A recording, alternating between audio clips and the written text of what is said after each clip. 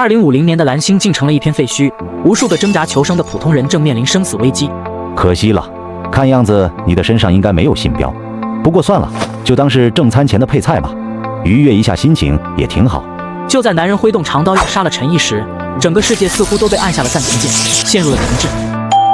想活下去吗？不管现在是什么情况，我只想活下去。陈毅选择是的瞬间，身形劲猛地消失在原地，下一秒就出现在了陌生的荒凉世界。欢迎您成为归墟空间的一员，从这一瞬间开始，您就是一名归墟者，行使归墟空间的意志，探寻着无限世界中废墟的秘密与真相。啥玩意？秘密？碎裂的世界西散在茫茫虚空之中，残旧破败的废墟下，掩埋的是曾经何等辉煌的文明之光。找出导致世界毁灭或是破败的真相，这就是归墟者存在的意义。此次为新手任务世界，危险性较低。任务开始。陈毅查看个人面板，发现归墟者一切的能力和装备都需靠自己获取。此时系统发布了主线任务，检测到目标终端，正在升级中，念力升级已完成。下一秒，陈毅就感受到体内多出了一股力量，似乎能凭空取物。不仅如此，界面上的信息还在刷新。升级任务1，击杀10个丧尸，念力选项提升1个等级。升级任务2，击杀100个丧尸，念力选项提升1个等级。目前丧尸击杀数0。就在这时，一个丧尸出现在了街口。陈毅一棍子敲在了丧尸的脑袋上，丧尸被敲得摔倒在地。丧尸击杀数1。看来我的力量不小，至少可以对丧尸的脑袋造成伤害。成功击杀丧尸后，陈毅进入办公楼，利用念力引丧尸并击杀，随后又在茶水间找到了物资。他透过窗口看向天空中的太阳。太阳要下山了，下山前必须要完成一个升级任务，不然夜里太危险了。在3楼，陈毅终于哐哐哐地解决了10个丧尸，完成了第1个升级任务。丧尸击杀数10，恭喜完成升级任务1，念力选项升级，念力 LV 2级。刹那间，陈毅的疲惫一扫而空，念力的强度也获得了很大程度的提升。这种强度的念力，就算不用武器，我应该也能隔空将丧尸的脑袋捏爆了。不过还是用武器吧，会比较省力。很快，陈毅就杀了86个丧尸，然而他一点都不高兴。可惜楼内的丧尸比我想象中的要少很多，都被清理干净了，也没能完成第2个升级任务，看来只能到其他地方去了。100层的顶楼是个人都不敢跳，然而陈毅却直接跳了下去。陈毅潇洒的落地，割草般将附近的丧尸一击击杀。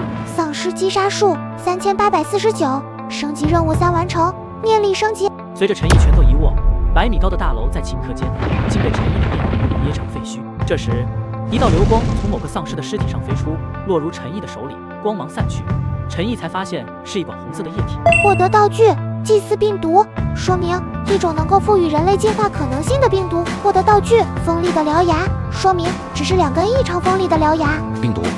难道这玩意可能就是制造丧尸的病毒？话说回来，干掉了几千个丧尸才爆出来一件道具，道具这么感人的吗？而且还没有空间背包什么的。另一边，周彤亲眼的目睹大楼的我靠，什么情况？什么拆迁队这么敬业？末世了都还在赶工。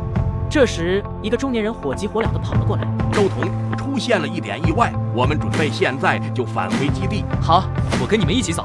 周彤走之前，又看了眼远处冲天起的烟尘，心里暗道：丧尸世界就丧尸世界，可千万别出现什么超能力者，不然乐子就大了。原来周彤和陈毅一样，都是刚进归墟空间的新人，这是他的第1个任务事件。周彤运气好一些，一上来就遇到了出来寻找食物的幸存者小队。对了，林叔，你进来的比我早，可以告诉我丧尸病毒到底怎么爆发的吗？这事总有个原因和开始吧？林叔翻了个白眼，这我哪知道，我只记得那天我加夜班睡过了头，第2天中午起来就满大街都是丧尸了。你问我，我问谁？周彤有些失望，他总觉得5年内找到导致世界末日的原因实在是不太可能，他都不一定能活过5年。3个小时后，他们总算到达了一个用铁皮和铁丝网围起来的区域。就是这了。这个基地里的人真的可靠吗？算了，只能赌一把，毕竟我只是个弱鸡普通人。然而，周彤前脚刚进基地，后脚就被人一麻醉枪放倒在地。这他妈下手也太快了吧！周彤醒来的时候，发现自己被关在了一个透明的实验室里，实验室外站着一个中年人。这时候你是不是应该跟我说明一下情况？我这算什么实验小白鼠？没错。我靠，我就知道这里面一定有阴谋，外面那些丧尸也是你们制造的对吧？这你就想多了，外面的丧尸和我的研究所没关系。丧尸病毒爆发后，我才开始对他们进行研究。研究什么？如何利用丧尸病毒对人体进行强化。丧尸病毒其实不是一种病毒，而是一种能够强化人体的物质，只不过强化失败的几率很高，失败的话就会变成丧尸。你给我注射了丧尸病毒？放心，经过我的改良，你强化成功的几率高达1%，而且强化后的力量也会远超原始病毒的成功强化体。1%？周彤绝望的认命，然后躺了半天也没觉得哪里不舒服。转头一看实验室外的中年人，他几近快要激动的手舞足蹈了。周彤难以置信，我成功了！没错，终于成功了，年轻人，你运气真的不错，我的运气也很好。可是周彤并没有觉得自己哪里有被强化。你确定？我确定，我定向强化了你的自愈能力。从现在开始，只要你的大脑不受到致命伤，且在有充足能量补给的前提下，你的一切伤势都会快速恢复。就算是细枝被斩断，也能够在短时间内再生出来。真的假的？周彤一口咬在了自己的手上，只见伤口竟然直接消失了。中年人神情兴奋的不行。怎么样？从这一刻开始，你就是这个世界的新人类，要不要助我一臂之力？我们一起带领人类走向全新的进化。周彤一时间无言以对。这人的话太中二了，恕我难以接话。等等，我好像也没有别的选择吧？周彤刚准备答应，基地内突然剧烈震动起来。卧槽，地震了！下一秒，整栋研究大楼都被劈烂了。陈毅宛如一位降临人间的神明，踏立在太阳之下。一时间，周彤和中年人被吓得说不出话来。惊悚至极！什么他妈的叫新人类？这他妈的才叫新人类啊！我靠！这是什么情况？我是不是在做梦？周彤简直难以置信。最担心的事情还是发生了，这个世界上居然真有超能力者，还是离谱到这种程度的超能力者。陈毅没理他，直接看向了中年人。丧尸病毒爆发的原因是什么？人为还是意外？人为的话又是什么人所为？最先爆发丧尸病毒的是哪里？闻言，中年人立刻面色惨白，因为这些问题他一个都答不上来，但又不能不说。我不知道，但是我能给您一些线索。基地在这几年来一直都有收到广播信息，东洲岛在召集幸存者，一定有很多人赶到了那里。您在那里说不定能找到这些问题的答案。有地图吗？有。中年立马翻出了一本旅游图册。陈毅接过正要离开，周彤立马道：大佬，收小弟吗？咱们都是新人类啊！不需要。说完，陈毅径直离开。周彤只能深深叹了口气，可惜没有抱上大腿。另一边，陈毅没有急着离开，而是来到了城市中心的最高处大楼。主线任务有线索了，虽然不确定是否能从东洲岛找到世界末日的真相，但至少有了个明确的目标。不过在离开之前，这里的丧尸可不能浪费，必须进行个彻彻底底的大扫除。恭喜宿主击杀丧尸104632，念力升级至 LV6。陈毅顿时感觉自己能把这整座都市抬起来，甚至可以短时间的改变区域内的天气。半径数十公里内的情况我了如指掌，虽然目前我还无法硬抗核弹，但任何导弹与攻击在进入感知范围的瞬间就会被我所察觉，根本不可能击中我。这感觉还不错。此时幸存者们看着环绕在都市中各处的巨大黑色龙卷风，被吓得肝胆俱裂。这是世界末日了吗？真的假的？新人类能强到这种地步？1个小时后，整个城市的丧尸竟然真的被清理完了。丧尸击杀数560794，获得装备：精致的古董刀、破烂的背包、原始病毒、危险感知。危险感知，极限爆发，感觉还不错呢。有什么用？危险感知 LV1，当危险出现，你将提前有所察觉。极限爆发 LV1，无视疼痛与伤势，接下来的10秒内能够发挥出全力，代价是10秒之后伤势加重，且会陷入虚弱的无力状态10分钟。还算可以。随着念力增强，陈毅竟开始尝试制造等离子体。很快，他就在雷暴云中成功凝聚出一团蕴含巨大能量的等离子体。成啊，那就到下一个废墟都市测试下威力吧。与此同时，一支东洲岛特战部队在废弃都市外突然接到了一个任务。听好了，这就是我们这次的任务目标，找到它，然后完整带出来。这次的任务听起来不太靠谱，去哪里找？怕什么？天塌了有个高的顶着。也是。话音刚落，天空竟传来气爆声。只见一道飞线坠入建筑群，巨大轰鸣瞬间引发了冲击波，部队队形瞬间被打散。什么玩意？快寻找掩护！等到烟尘散去，特战部队的队员们才一脸懵圈地露出头来，完全不明白刚才发生了什么情况。陨石吗？指挥官，继续任务吗？继续执行任务，趁丧尸被吸引，搜索会更顺利。与此同时，陈毅的身形升起，强大的念力扫过这座都市，顷刻间对这里的情况一清二楚。丧尸不少，那就试一下新招式看看。很快，空中就出现了念力漩涡，大批丧尸被吸引而来，然后瞬间消失。这一幕震惊了不远处的特战部队，撤退！众人都被这场面吓得魂飞魄散。这他妈的是外星人来攻打我们星球了吗？恭喜宿主击杀丧尸，打死7924，获得能力也是黑夜再也无法阻挡你的视线。陈毅满意的点点头，才发现了特战部队。你们是谁？我们是东洲岛第2特别行动部队，奉命从这座废弃都市带走一位少女幸存者。关于丧尸病毒扩散与世界末日的原因，把你们知道的都告诉我。指挥官紧张地咽了口唾沫，老老实实地说：“我只知道东洲岛在丧尸病毒爆发前就做好了准备，其他一概不知。”足够了。东洲岛在哪个方向？根据卫星导航，在东方500公里外的东方。有卫星导航就好办了，你跟我走一趟吧。啊！指挥官一脸懵圈，他的事儿还没完麻。随后，陈毅带着指挥官急速前往东洲岛，速度远超他的想象。与此同时，废墟之上竟有一位白发少女抬头望着陈毅离去的背影。这才是真正的神明啊！东洲岛之所以找他，因为他是末日里第一个展现出全面强化，甚至拥有念力的新人类。就连在这片废墟上苟延残喘的幸存者们，都将他当作神来崇拜。然而此时此刻，少女仿佛见到了真正的神明。而那些剩下的特战部队成员才反应过来，指挥官被带走了，快通知总部。另一边，东洲岛的董事会正在开会，下属紧急接入特战部队的汇报。各位董事，有一个疑似新人类的目标正在朝东洲岛赶去，你们必须做好迎战准备。汇报清楚些，一个新人类而已，需要这种等级的紧急汇报。董事长，雷达扫描到一个超音速目标正在接近东洲岛。就是他，那不是导弹，是新人类。指挥官的定位一直都还跟着他。快，击落他！导弹立马升空，然而却在距离目标几十公里处被尽数摧毁。众人瞬间就震惊了。开什么玩笑？这怎么可能？恰好陈毅的身形缓缓落下，来到了总部大楼。这欢迎仪式整得还挺热闹。陈毅只是轻轻一挥手，竟将他们所有人推倒在地。各位，我一开始是打算有礼貌点跟你们见面的，但我想要是先亮一下肌肉的话，接下来的事情应该会好说很多。你想要什么？告诉我世界末日和丧尸病毒的真相。好，20年前携带特殊物质的陨石坠落，经研究发现，这物质竟能强化人体，却会导致变异。我们和其他科研组织研究时，人体实验却突然失控，产生了第一个丧尸。不到1个小时，整个研究机构沦陷，数以百计的研究人员成为了只剩攻击欲望的丧尸，只有少数人逃了出来。然后呢？好在我们做足了准备，及时封闭了研究机构的所有出入口，将那些丧尸困在了里面，连同最初的变异体。后来我们去清剿研究机构里的丧尸时，才发现1号变异体不见了，而且连同机构内剩余的特殊物质也一起消失无踪了。1号变异体是什么模样？董事长连忙拿出了 iPad。就是它，这就是全部的真相。基本上可以肯定，丧尸病毒的爆发和扩散是1号的杰作。请问您还需要些什么？只要是我们办得到的，尽管开口。看来导致世界末日的原因找到了，特殊物质应该就在1号身上。接下来应该只需要找到1号就能够完成主线任务了。识时务者为俊杰。放心，我对东洲岛没兴趣，给我个战术平板，我去找1号。有消息通知我。没问题。陈毅拿上卫星导航就走，之后就开始疯狂清理丧尸，念力也升级到了 LV7。在赶往下一座废弃都市时，他突然遇到了1号。1号居然会自己找上门来，而且他似乎并没有丧失理智，还拥有极其强大的念力。很抱歉用这种方式打招呼，这里太显眼，我们下去谈谈。谈什么？谈一谈世界末日的真相。东洲岛的董事会没有骗你，在他们的视角下，那就是真相。但与宇宙相比，人类太渺小了。在阐述我的视角前，你知道盖亚意识和阿赖耶识吗？知道。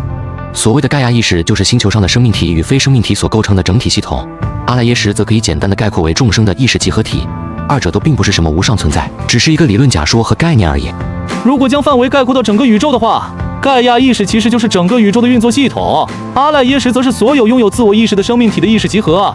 自然的法则在于平衡，而这一次的末日就是盖亚意识对这颗星球的一次物种引进，人类破坏了平衡，需要被遏制。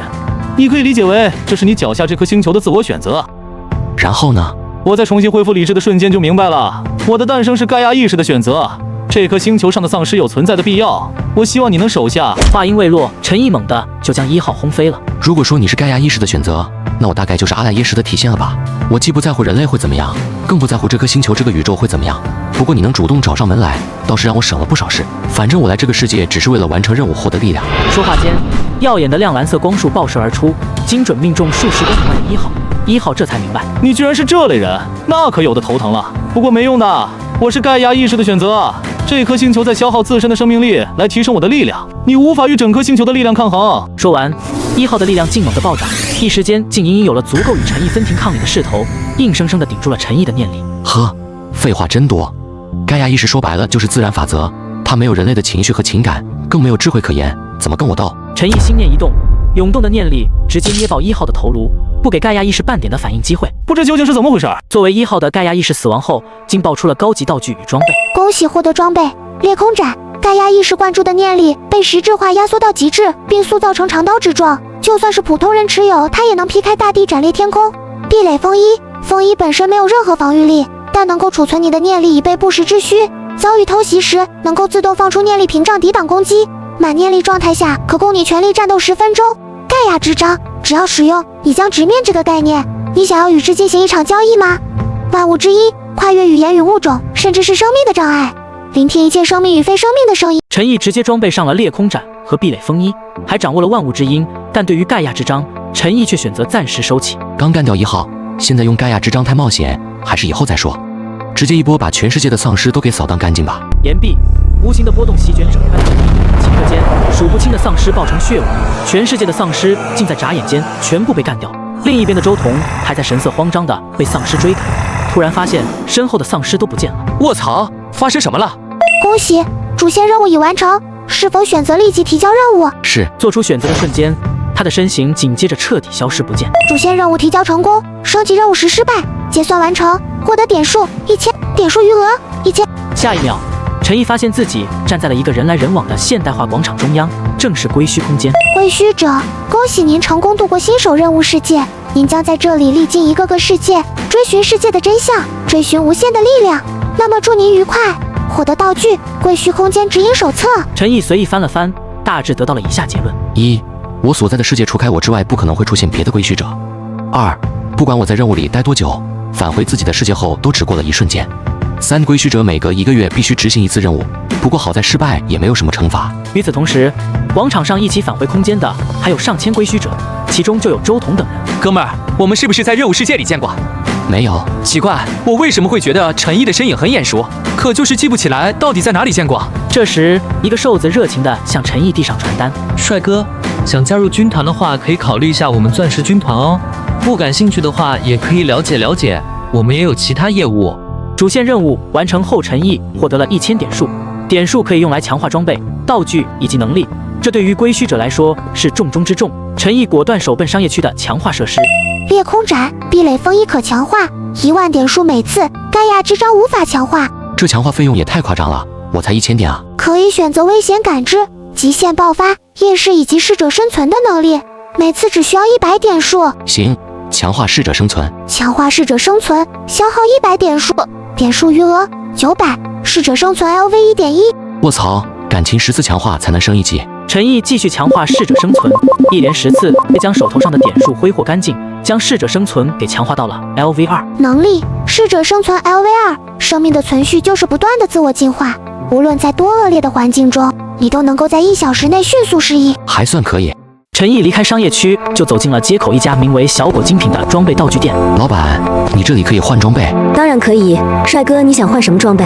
陈毅在柜台上看了一眼，点了点其中的一颗水晶。这个道具有1000立方的随身空间，3阶装备，童叟无欺。陈毅点点头，将手中的裂空斩放到了柜台上。我这把刀的价格应该跟这枚戒指差不多，你觉得怎么样？丧尸世界太多装备没能带回来，就是我拿不了了。这回说什么都得先准备个空间道具。少女眼睛一亮，看了看裂空斩的面板，又看了看陈毅，略显惊讶。一个新人竟能拿出3阶装备，没问题，成交。拿出水晶后，陈毅当场就将这颗水晶道具给用了。获得道具：随身空间1000立方。谢谢惠顾。买完东西后，陈毅知道自己该返回蓝星了。我记得那白发男的刀还架在我脖子上，蓝星上究竟发生了什么，才导致的末日局面？回去之后，我说不定就能弄明白其中的缘由了。下一秒，陈毅就回到了蓝星。此时时间重新恢复了流动，白发男长刀更是直指陈毅脖颈。天军一发之际，狂暴念力瞬间席卷四方，陈毅力在废墟中如神明降世，而白发男更是被震飞100米。发生了什么？原来是头嗜血猛兽吗？白发男重新展出巨刃，却被陈毅的念力击溃。陈毅隔空掐住他的脖颈，举到半空，说：“你是谁？信标是什么？”信标？自己找去不就知道了？至于我，还会来找你的。白发男还想再说什么，却被陈毅直接爆成血了。然后陈毅拾起了对方的长刀，动用万物之音能力，开始聆听长刀的清明。赤刚，天狼星，原来是外星人啊！蓝星末日果然和他们有关。陈毅将刀收入空间，借万物之音锁定100公里外的战斗气息，然后瞬间抵达了一个战斗现场。有人来了，暂时休战。陈毅落在倒塌的大厦上，二人瞬间察觉到了极其恐怖的威压。打扰一下，你们为何战斗？还有，信标是什么？陈毅并不知道这个问题意味着什么。问完之后，骑士反而果断对他出了手。回答错误。说完，陈毅竟一招捏碎了骑士。下一秒，脑海中突然涌入信息，信标商城界面也随之浮现出来。信标转移完成，获得积分3000。卧槽，这就是信标，居然和归墟空间类似，但归墟空间怎么会允许它的存在？这时，一旁的老者怕死，连忙认怂。阁下，我愿意解答。说，信标持有者互相厮杀就能夺积分，积分能买力量、知识甚至星球。我们是追着信标感应来的。看来蓝星就是被这群人霍霍的，他们根本没把人类放在眼里。想到这，陈毅也直接把老者抱成了血物。这时，信标商城提示再次响起，获得积分3000积分，余额6000。陈毅翻看着商城，发现毁星级念力足要100万积分，他只能买下廉价能力与装备，将装备放进随身空间。陈毅随即返回归墟空间，才发现信标物品无法带入归墟。看来归墟位格更高，那我在地球的积分应该用来开发现有能力，这样才不浪费。陈毅又重新回了蓝星，正准备四处看看，突然一道流光击中身体，刹那间火光冲天。而2公里外的机械少女看着监测数据，皱了皱眉。未检测到积分提示，目标存活。陈毅念力瞬间锁定她，机械少女立刻扯开能力场挣脱。0点能力场释放。有点本事，但我还没出全力呢。陈毅念力暴涨10倍，下一秒，机械少女的浮游构造尽数都被损毁了。阁下，我愿意臣服。晚了。陈毅用念力直接将其爆成了零件。获得积分2万，积分余额25800。半个月后，陈毅积分累积到了64000。这天，他在废墟烤肉时，一个蓝星小男孩怯生生地探出了头，狂流口水。想吃就自己拿。但小男孩吃着吃着就停了下来。叔叔，吃不完的能带走吗？无所谓。谢谢叔叔。吃饱后，陈毅聆听着废墟中的万物之音，意外地找到了一栋地下建筑。这栋地下建筑居然有20层，还有植物园和虫类养殖室，甚至连蛋白质生产线都有，看来完全可以自给自足嘛。陈毅自个在这瞎逛，地下建筑的幸存者们这时正在采取应对措施，让所有人马上到安全屋去避难。记住，无论发生什么事都不要出来，直至信号解除。他人现在在哪？负20层，他进了孙教授的实验室。负20层的设备非常高级，看得出来这在末世前就是一个高级实验室，此时依旧在正常的运行。生命的成长很不可思议，对吧？地下建筑的最高负责人孙教授看见陈毅并没有太大的反应，而是笑着跟他聊起了天。他的发育有些畸形，心脏太弱了，继续成长下去会夭折的。万物之音告诉我，这些都是孙教授搜集宇宙人的基因，用生物技术培养出的基因改造人，缺陷还很大。你竟然看得出来？如果你能将这些基因的优势给整合起来，那一定能培养出一个十分强大的基因改造人。不过要实现这一点并不容易。随后陈毅也没多待，带着一罐子虫类蛋白质就离开了。他试着尝了一口，没有想象中的那么难吃，就是有些黏糊。要是能换点口味就好了。这时，一旁的海里突然掀起数十米高的海浪，一头外表狰狞的恐怖巨兽从海中跃出，径直朝陈毅扑过来，仿佛一座大山落下。卧槽，你这玩意到底是怎么来到蓝星的？说完，陈毅念力爆发，瞬间捏爆巨兽4肢，然后一脚踩在他头颅上。告诉我，来到蓝星上的宇宙人中最强的是谁？真倒霉，怎么惹到了个无法力敌的强者？不说是不是？我说，最强的是骇龙女，她是好战的骇龙族，据说能打沉大陆板块。打沉大陆板块？仅是这种程度的话，我应该还能搞得定。还有吗？没有了。陈毅念力直接震爆巨兽，获得积分3万积分，余额94000。陈毅本以为或许不会那么快就碰上巨兽所说的骇龙女，但运气这种事真说不好。几天后，他就遇到了一个身披赤红鳞片的骇龙女悬停高空，正战意沸腾地盯着他。说实话，我不怎么想跟你动手，就当没见过如何？闹出大动静的话，恐怕会暴露实力啊！骇龙女不答，猛地扑向陈毅。然而陈毅速度更快，轰的一声，数十米高的巨浪掀起，骇龙女被按在海底，无论如何挣扎都无法挣脱。片刻后，2道身影从海面射出，骇龙女断臂穿腹，狼狈不堪。你是谁？这样的强者在宇宙中绝不会无名。降临这颗星球的宇宙人，还有比你更强的吗？至少告诉我你的名字。陈毅没说话，骇龙女甚至还觉得热血沸腾，极度兴奋，不顾伤势再次扑向陈毅。片刻后，他奄奄一息躺在地上，再无反抗之力。降临这颗星球的宇宙人中，还有比你更强的人吗？当然有，是星痕。他是用赤钢刀的白发男，传闻能展开星球。骇龙女声音渐弱，彻底没了气息。获得积分7万，积分余额164000。赤钢刀，白发男，看来之前斩杀的绝非本体，要么是分身，要么是克隆人。他本体若在蓝星，没理由找不到我，大概率还在赶来的路上。随后，陈毅打开信标商城，目光锁定了念力深度开发手册，价值15万积分。就这个了？他果断购买，信息流瞬间涌入脑海，无需学习便掌握所有技巧。消耗15万积分，购买成功，积分余额14000。我念力虽强，却不懂高效运用，这手册正好补全短板。陈毅周身念力震荡，周围岩石瞬间如豆腐般粉碎。灵能还能构建精神防御。陈毅用念力在大脑外筑起防御，同时得知灵能对鬼怪有极强克制作用。此时，蓝星某废墟中，小男孩发现了一颗红色鳞片状的蛋。这是什么东西的蛋？男孩想要把这颗蛋敲开，却发现这玩意儿硬得出奇，砸了半天都没半点痕迹留下。好奇之下，便将之带走了。与此同时，正好是30天后，陈毅重新进入归墟空间，开始了新的强制任务。主线任务阶段1：击杀一头星兽证明实力，任务奖励300点数。星兽界面再次刷新，一道光芒闪过，足球大的圆球落在陈毅脚边，发出呜呜声。以后就叫你旺财好了。星兽旺财类型宠物阶级1阶，说明这是一头能够吞噬异兽无限进化的特殊星兽，其支配者能够共享其拥有的所有力量。也就是说，只要旺财不断吞噬异兽，不断进化，作为支配者的我同样能够变得越来越强。之所以现在完全没感觉，是因为旺财还没有吞噬到任何异兽，现在就只是个人畜无害的吉祥物。此时，升级任务同步刷新。升级任务1：击杀一头1级星兽，星兽选项提升1个等级。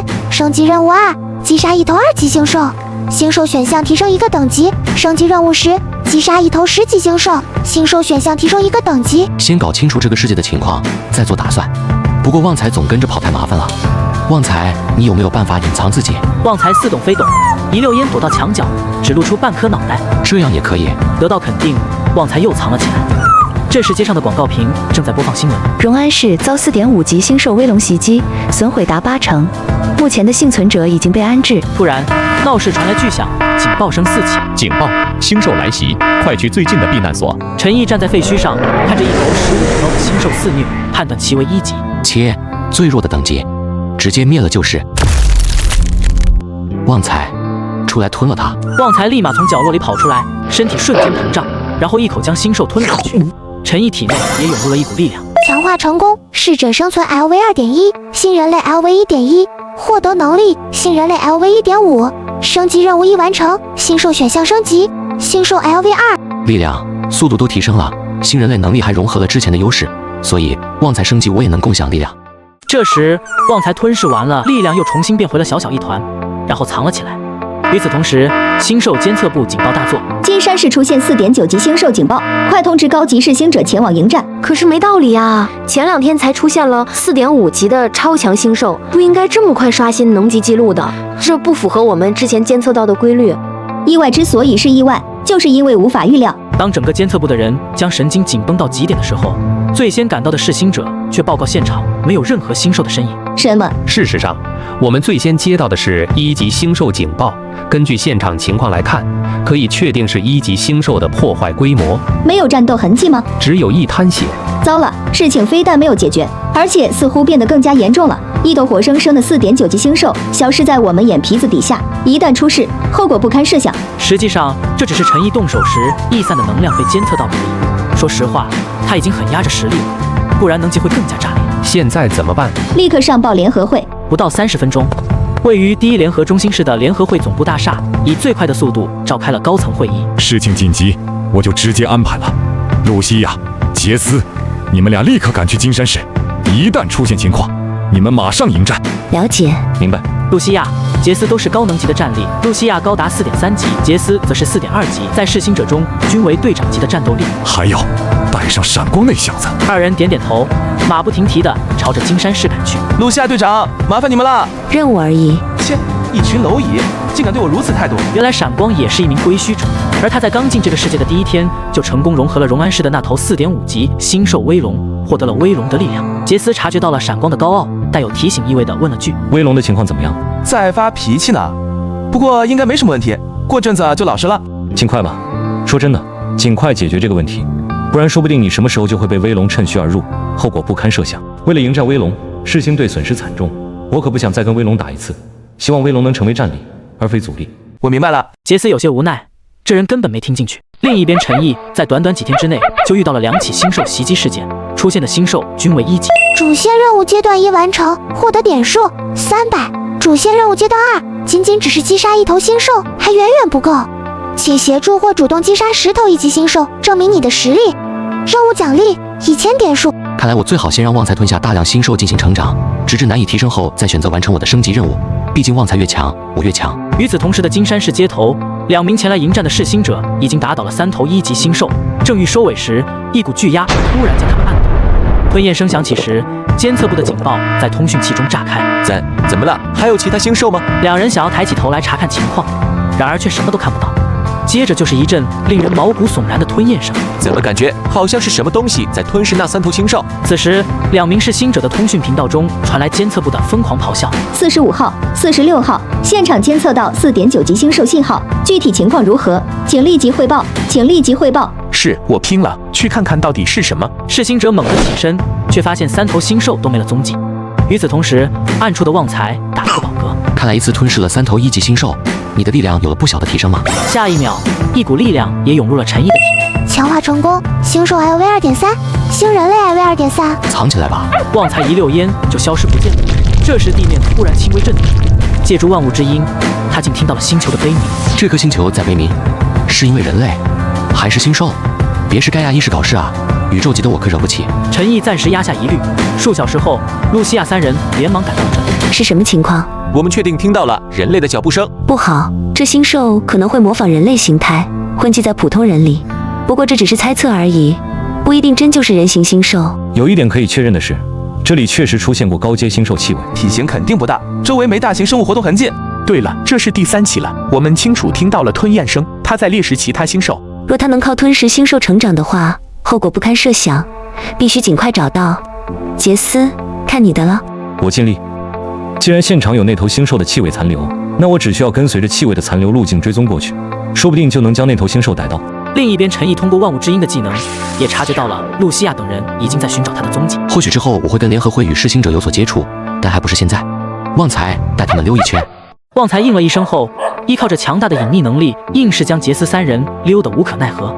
1天后，浑身腥臭的杰斯3人无奈地站在路边。他在故意戏弄我们。我们被发现了。想个别的方法吧，这样下去不是办法。至少基本上可以确定这头星兽的体型很小，不然钻不进下水道里。好在这头星兽的破坏欲望不是很强，也没有肆意伤害人类。必须得想个其他办法才行。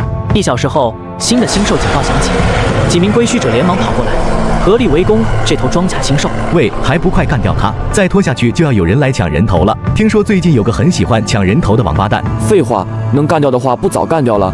你们谁还有杀手锏的，快用出来啊！磨磨唧唧的，那王八蛋要来了。靠，看老子的！归墟者正要出手，然而一股无形的力量扫过，几名归墟者立刻冻死。完了，那个抢人头的王八蛋来了。实际上，周围正埋伏着几个高级噬星者，正是露西亚他们。既然追不上，那就守株待兔。知道了目标在猎食星兽，那就等着对方出现就好了。事实证明，这招是有用的。露西亚看着战场中的那道身形，虽然始终无法看清对方的模样，但她还是大喜。果然是人类形态，就是他了吧？现在就出去战斗吧，这次可是我大显身手的好机会。等一下，露西亚连忙按住闪光，随后就看到一头体型极小的星兽从角落里小跑出来，在他震惊的目光中，一口将装甲星兽给吞了下去。吞噬星兽的是这头小型星兽，那个人不是人类形态的星兽，他就是一个真正的人类，他在饲养星兽。总而言之，先将那人留下来再说。闪光震开露西亚的按钮，直接冲了出去，其余噬星者也连忙现身，围了陈毅。看来一直以来我们都搞错了一件事，高达4.9能级的并不是某头星兽，而是一个人，一个真真正正的人类。强化成功，新手 LV2.4，新人类 LV2.4，主线任务阶段2完成，获得点数1000。其实陈毅对于他们的埋伏早就知晓，只是并没有什么心情理会。各位，我跟你们之间没什么恩怨和仇恨可言，所以大可不必大打出手。之所以现身，只是想说我对人类没有敌意，无需在我身上浪费时间。阁下不是噬星者吧？不是。那你……我没有闲心跟你们多说什么，就这样吧。等一下，陈毅懒得跟他废话，念力骤然爆发，将在场噬星者全部震晕。他注意到闪光体内传来星兽咆哮，正觉有趣，闪光的身体却突然开始巨大化。有趣，噬星者居然和星兽意识共生。杰斯3番2次交代闪光要处理好跟威龙的关系，显然闪光至今都还没解决这个问题。他这一失去意识，就被威龙占据了身体的控制权。下一秒，闪光就化作了身高80米的威龙。避难所外，普通人们惊恐至极地看着远处那头仰天咆哮的巨兽，颤抖着声音说：“那是威龙，快跑！”跑到更远的避难所去，这里已经不安全了。我勒个去！不是说威龙已经被干掉了吗？归墟者们隔着老远都觉得手脚有些发抖，他们面面相觑。靠，这里不是新手村吗？你当时在玩游戏啊，还新手村？然而陈毅却没动，他随手搓出高浓度念力团，就把威龙打倒了。威龙瞬间又变回了闪光形态。可惜了，还想给旺财加餐呢，没想到威龙只是出来露个脸而已。整个过程不超过10秒，逃跑的人们瞬间就愣住了。威龙呢？1击就秒了，这个世界的战斗力会不会太离谱了些？那可是高达4.5能级的威龙啊！当闪光恢复意识的时候，他对威龙复苏期间所发生的事毫无记忆。看着周边的一片废墟，他一脸懵圈。发生了什么？还有我体内的威龙怎么自闭了？往常威龙可是时常会在我意识里不断咆哮的，这会儿居然没动静了。知道你干了什么吗？什么？先跟我们回去一趟吧。联合会会议上，联合会首席直接道：那位身份不明者的最新能级确认了，是5.4级。希望如他所说，他对人类没有恶意，他的力量不说足以毁灭人类文明，但我们目前确实无法与之抗衡。那么，针对他的行动，暂时停止吧。明白。继续挑衅这样一位强者是十分不理智的行为，对方明显不想跟我们打交道，放任自由或许才是最好的办法。那么，会议的下一项议题，近期全球范围内出现了大量的身份不明者，他们不是噬心者，却异常的拥有超越常人的力量。半个月后，旺财开始吞噬第20头1级星兽，升级速度明显放缓。陈毅决定猎杀2级星兽，刚打定主意，一头2级星兽就朝他冲来。运气这么好！陈毅念力横扫，星兽当场重伤，旺财直接冲过去吞下了这星兽。强化成功，星兽 LV2.6，新人类 LV2.6，升级任务2完成，星兽选项升级，星兽 LV4，新人类 LV4。一连串的提示信息刷过，陈毅突然感觉自己能徒手拆楼了。甚至对星空的力量也很敏感。原来新人类竟是能吸收所有星体能量。另一边的洛长空偷偷地潜藏在暗处，极为忌惮地看了陈毅一眼，果断带着小队的人离开这里，不敢招惹陈毅。本来还想偷袭那个2级星兽，但那人太恐怖了，绝不能招惹。队长，那人真的是归墟者？如果是真的话，那他跟我们应该都是同一批次，都是才经历第2个任务世界而已吧？怎么会强得这么离谱？我让军团的人查过了，联合会里并没有这人的资料。毫无疑问，这人跟我们一样都是归墟者。总而言之，不要招惹他。或许是某个大军团器重的新人吧。如果不是携带了特别高级的装备道具，新人没道理能强成这个样子。或许吧。此时，陈毅也收到了新的任务。主线任务阶段3，只有击杀1级星兽的实力还不够，请继续证明你的实力，击杀10头2级星兽，任务奖励2000点数。这纯粹就是给新人的福利任务啊！不过也符合我的打算。接下来我该猎杀2级星兽了。这时陈毅被一阵特殊风声吸引，追踪到了高空的星兽包子。只见包子落地就化为了星兽。您的行动比我预想的快。你知道我会来到这里？以您的实力，这是迟早的事。我能感受得到，您的力量足以摧毁这颗星球。况且您并非我的敌人，虽然您十分喜欢猎杀星兽。哦，理由呢？先自我介绍一下吧。人类总是喜欢给星兽取一个代号，我也给自己取了个名字，叫暴君。您觉得如何？很霸气。哈哈，是吧？我也觉得，终极 BOSS 就得有这样的霸气。我诞生于这片军毯，自拥有意识开始，我就明白了我的使命，那就是摧毁人类文明，摧毁这颗星球。摧毁这颗星球？看来这绝对不是这个星球的盖亚意识所为，毕竟星球不会主动摧毁自身。但很可惜的是，哪怕我很强，比其他星兽都要强大，但仍无法摧毁这颗星球。相比之下，人类不在我的考虑范围之内，要灭绝他们实在太简单了。就在我感到苦恼之际，您出现了，您的力量远超于我，而我也终于看到了完成使命的曙光。为什么你觉得我会毁灭这颗星球？您也许不会。暴君看向一旁，旺财不知道什么时候跟了过来，悄无声息地出现在峡谷底部，正好奇地打量着地上的军毯。但他也许会。这头星兽靠吞噬其他星兽来成长，正如您所见，星兽孢子诞生于这片军毯。而您知道这片军毯的养分是什么吗？是什么？这颗星球的生命力，军毯的根部深入整颗星球的大地，正在源源不断地汲取着这颗星球的生命力。如果您要继续饲养这头星兽的话，我会很乐意给您的宠物提供充足的养分。哦，所以表面上旺财是在吞噬星兽，实际上是在吞噬星球的生命力。如果我让旺财继续成长下去，迟早会掏空星球的生命力，某种程度上相当于摧毁了这颗星球。您的意思如何？那我就不客气了。哈哈，您请自便。反正我无所谓这颗星球如何，既然旺财的成长需要这颗星球的养分，那就榨干这颗星球的生命力好了。随后，军坦喷出了包子，旺财一口吞下，陈毅竟感应到微弱力量涌入体内。吃星兽包子也行。看来包子幼体本质仍是星兽，与成熟体无异。这时暴君热情地捧来了3级星兽包子，却被陈毅拦下。那些迟点再给他吃，卡着主线任务进度，先把升级收益拿满。主线任务完成，说不定就得回归虚空间了。陈毅选中了8颗2级包子，旺财一口吞下，师徒2人等级竟同步升至了4.2级，还爆出2个新能力。获得能力：能量感应 LV1 强化能量感知与控制。获得能力：钢铁皮肤 LV1 皮肤硬度超钢铁。陈毅果断掌握新能力，随后示意旺财吞下暴君手中的20颗3级包子，庞大能量涌入，旺财与陈毅等级直接跃升至 LV7，升级任务同步完成。此次升级再爆高效吸收超级爆发2项能力，陈毅尽数掌握。他让旺财继续吞噬包子，直至等级突破至 LV8，大量能力堆叠后竟触发融合。能力合并完成掌握能力，心灵 LV8，把心灵感知覆盖整个行星系，能随意操控宇宙能量。这哪里是人间之神，简直是真正的神明啊！说话间，陈毅指尖竟闪过电弧，转瞬又化为烽火，能肆意驾驭各类元素。暴君察觉陈毅气息变了，便主动道：“阁下，我出去活动活动。”随意。对了，这片军毯似乎无法培养出更高能级的星兽。这颗星球生命力太弱，顶多养出5级星兽。想培育高阶星兽，得找生命力更强的行星。说完，暴君飞出了峡谷。与此同时，外面的露西亚已经斩杀了一头3级星兽。最近的星兽怎么少了这么多？这时，通讯器里传来了杰斯的声音。原来2人正在闲聊。这是好事吧？星兽少了当然是好事，但这种莫名其妙的状况格外令人不安。对了，闪光怎么样了？在关禁闭呢。完成封闭式训练前，他都没法走出基地半步了。这小子上次差点酿成惨重事故，这个结果是他应得的。说到这，陈毅的身影在露西亚的脑海中一闪而过。如果不是他的话，威龙估计已经将金山石破坏了吧？我得快点变得更强才行。就在这时，一道身影出现，稳稳捏住了他飞去的高峰。不错的斩击！露西亚此时的震惊难以言喻。与此同时，此时星兽监测部发来紧急提示：警告！警告！我们在露西亚的位置发现了超高能级的信号，一个高达4.8能级的星兽信号。不看一下信息吗？这星兽太反常，理智的像人类，实力绝对远超我。见露西亚不语，暴君周身瞬间爆发出了敌意。算了，在其他噬星者赶到之前，先跟你玩玩。暴君一拳轰出，露西亚就飞出去数十米。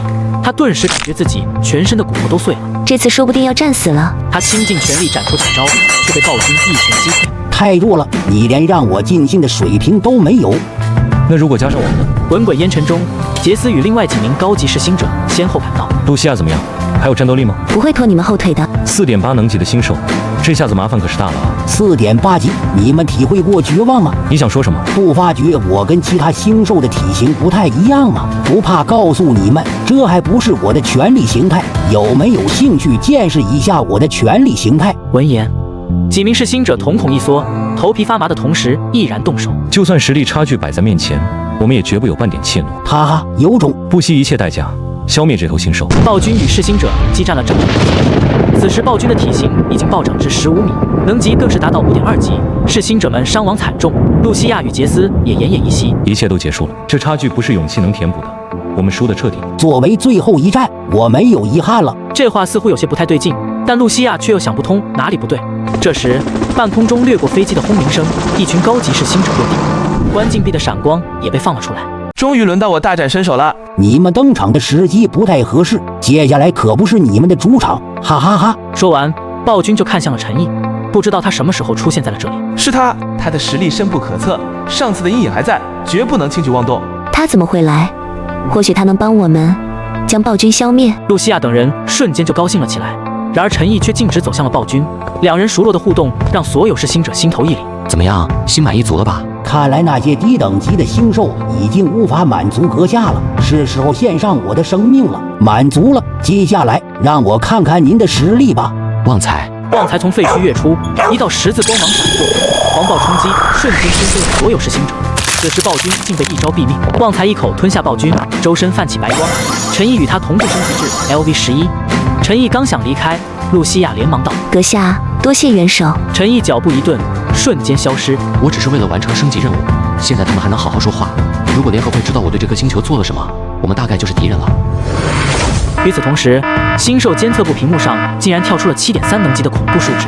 这么恐怖的数值，竟只是那头星兽的一己之力。立刻准备报告，我亲自去一趟联合会。与此同时的联合会总部大楼内，归墟者亚雷从随身空间中拿出了一管未完成药剂。我要立刻见首席。明白，马上为您预约。另一边，陈毅已经通过星力捕获到了北十字文明的隐蔽波信号，找到了。陈毅当即推动启明星系以超光速航行。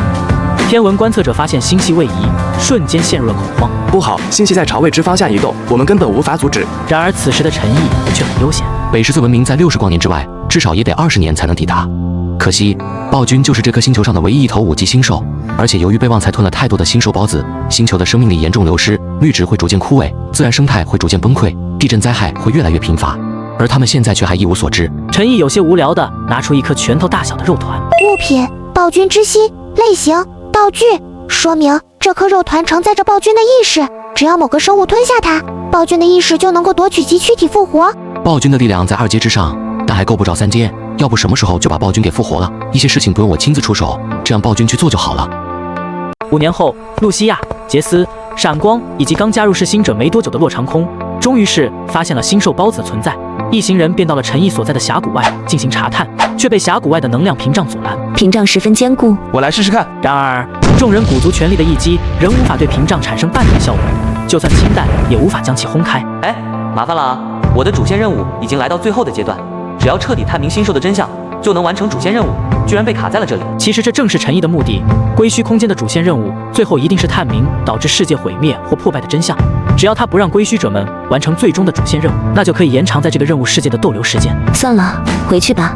虽说没能从根源处解决星兽的问题，但好歹找到了这个峡谷。是啊，联合会只要提前将星兽孢子从高空中拦截下来，并进行扼杀，就能够大大减少星兽灾害的发生数量。如此一来，星兽灾害就能够得到有效的抑制。离开前，附近的区域突发地震。这几年来，世界各地的地震越来越频繁，众人担忧之余，却也逐渐习惯了。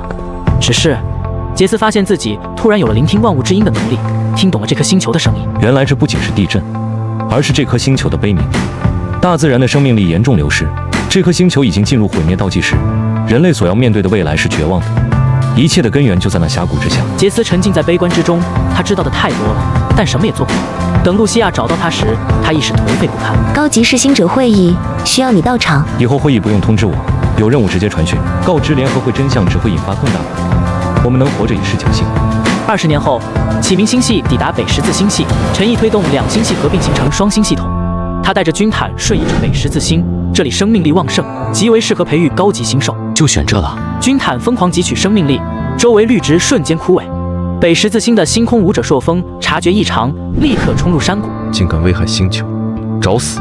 陈毅笑了笑，直接将他轰飞了。感受着这股恐怖的心力，朔风瞳孔猛地一缩。你究竟是……话音未落，朔风整个人就被心力给摧毁殆尽。陈毅控制军坦，回收低级孢子生命力，全力孕育高级星兽。10天后，第一颗6级星兽孢子诞生了。吃了它。升级任务6完成，星兽选项升级，星兽 LV12，星力 LV12。下一秒，心力汹涌，陈毅的感知范围竟扩张至2光年的程度。主线任务阶段3完成，获得奖励2000点数。主线任务阶段4，你已充分证明了自己的实力，为追寻真相。接下来请成为一名噬星者，任务奖励1000点数。军坦被他带来了北十字星，以前的那个星球找不到孢子源头，归墟者也完不成任务，我倒要看看空间怎么处理，会不会允许我们一直卡在这个任务世界。同一时间，洛长空难以置信地仰望着天上的2个太阳，震惊到无法言喻。这到底什么情况？距离水泽星大概5000万公里的北十字星外，明显的环绕着大量的卫星和空间站，甚至还有空港。星兽都还没搞定，接下来别是要打外星人吧？1阶任务世界这么危险的吗？各位，如你们所见，启明星系终于停下来了。但接下来我们将面临更加严峻的情况。作为亲手制造出这一局面的幕后之人，陈毅全然不顾2个星球文明的碰撞，对他来说只是小场面。眨眼间，2年转瞬即逝，军坦孕育出第一颗7级孢子，陈毅将其递给昏昏欲睡的旺财，旺财瞬间清醒。旺财，接着，旺财连忙吞下了孢子。升级任务7完成，星兽选项升级，星兽 LV13，星灵 LV13。陈毅感知范围瞬间扩张到了10光年。突然，一股充满破坏欲的强大力量闯入了他的感应区。什么情况？找到你了。你是谁？话音刚落，类人生命体已通过心力瞬移至陈毅面前，一拳以接近光速而来，击穿了北十字星的大气层。不打算告诉我你与我为敌的原因吗？不需要，这个宇宙已经不再需要心灵了。他不是天生掌控心力，只是生硬驾驭实力远不如我。既然是敌人，没必要留守。陈毅立马调动了10光年内的心力，瞬间将类人生命体的攻击牵制了。类人生命体被心力束缚，脸色骤变。一个刚诞生的心灵，怎么会这么强？陈毅眼神一动，当即将类人生命体给砸了。旺财随即赶来，吞下其残躯。强化成功，新兽 LV 3.2，心灵 LV 13.2，获得道具宇宙星盘。宇宙星盘网罗了宇宙中无数能力与血统的珍贵宝物，使用它将会随机获得宇宙中的一种能力或是血统。好东西啊！陈毅使用星盘，瞬间获得了普朗克魔生命体能力，可自由穿行异次元空间，中大奖了。不过这个类人生命体的出现，说明他背后有势力，之后说不定会派更强的人来。看来只能把星系拉进普朗克魔，我才能安心继续升级。陈毅修复北十字星的损伤，随即撕裂空间，将整个融合星系拉入了普朗克魔。1小时后，银星黑洞爆发，整个银河瞬间在能量冲击中湮灭了。根据我们的计算，这场伽马射线暴雨光子冲击所爆发的能量相当于500个太阳的能量总和。如果手面这股能量，我们的星球会在瞬间化作一颗死星。会议上，联合会的高层以及一众高级士星者们沉默不言。面对宇宙的浩瀚能量，他们渺小如蝼蚁。各位，接下来是我们的卫星捕捉到的画面。虽然这很令人难以置信，但我们不得不接受这个事实。屏幕上很快就播放出了卫星捕捉的画面。经过处理后，一道熟悉的身影显现。熟悉，这是一个人。是的，这是卫星捕捉到的唯一画面。研究结果表明，这场伽马射线暴与光子冲击的爆发中心与这个人所在的位置完美重合。我想这意味着什么，大家都非常清楚。这意味着这场能量惊人的伽马射线暴与光子冲击，完全是由一个人所引发的恐怖现象，事实超乎想象的难以理解。一个人能够爆发出堪比500颗恒星总和的能量，这未免太过荒谬了些。我知道宇宙非常大，知道星空中确实存在其他文明，但绝对难以想象个体的力量能强大到这种程度，光是想想都觉得不可思议。露西亚和闪光看着画面上的这道身影，神情逐渐惊愕。这道身影似曾相识啊，是他。另外，与北十字星文明的交涉受此次事件的影响，应北十字星的要求，交涉进入下一个阶段。领袖，星球的生命力还在加速流失，如果不能阻止这一情况，水泽星将会是北十字星的未来。对了，星球生命力流失的方向还是那里吗？是的，就在那个山谷中。屏障门还在，不过没办法了，北十字星人对能量极为敏感，怎么可能这么多年来都察觉不到星球的生命力在流失？不是察觉不到，而是无法阻止。所以我们根本突破不了那个山谷的能量屏障，只能眼睁睁看着星球的生命力不断流失，却无能为力。进入普朗克魔的3年后，军坦终于孕育出一颗9级星兽孢子。旺财将之吞下后，陈毅当即完成了第9个升级任务。升级任务9完成，星兽选项升级，星兽 LV15，星灵 LV15。升了2级之后，陈毅现如今对心力的控制范围约莫扩张到了半径1000光年的程度，这是一个十分夸张的距离。如果银河系还在的话，我一个念头就能搜寻到半径1000光年内的所有生命行星。可惜银河系已经没了，我敢肯定，只要我敢露面，分分钟都会有生命危险。不过为了消灭一个刚诞生没多久的心灵，不惜毁灭一个直径10万光年的星系，这个宇宙跟心灵是有多大仇？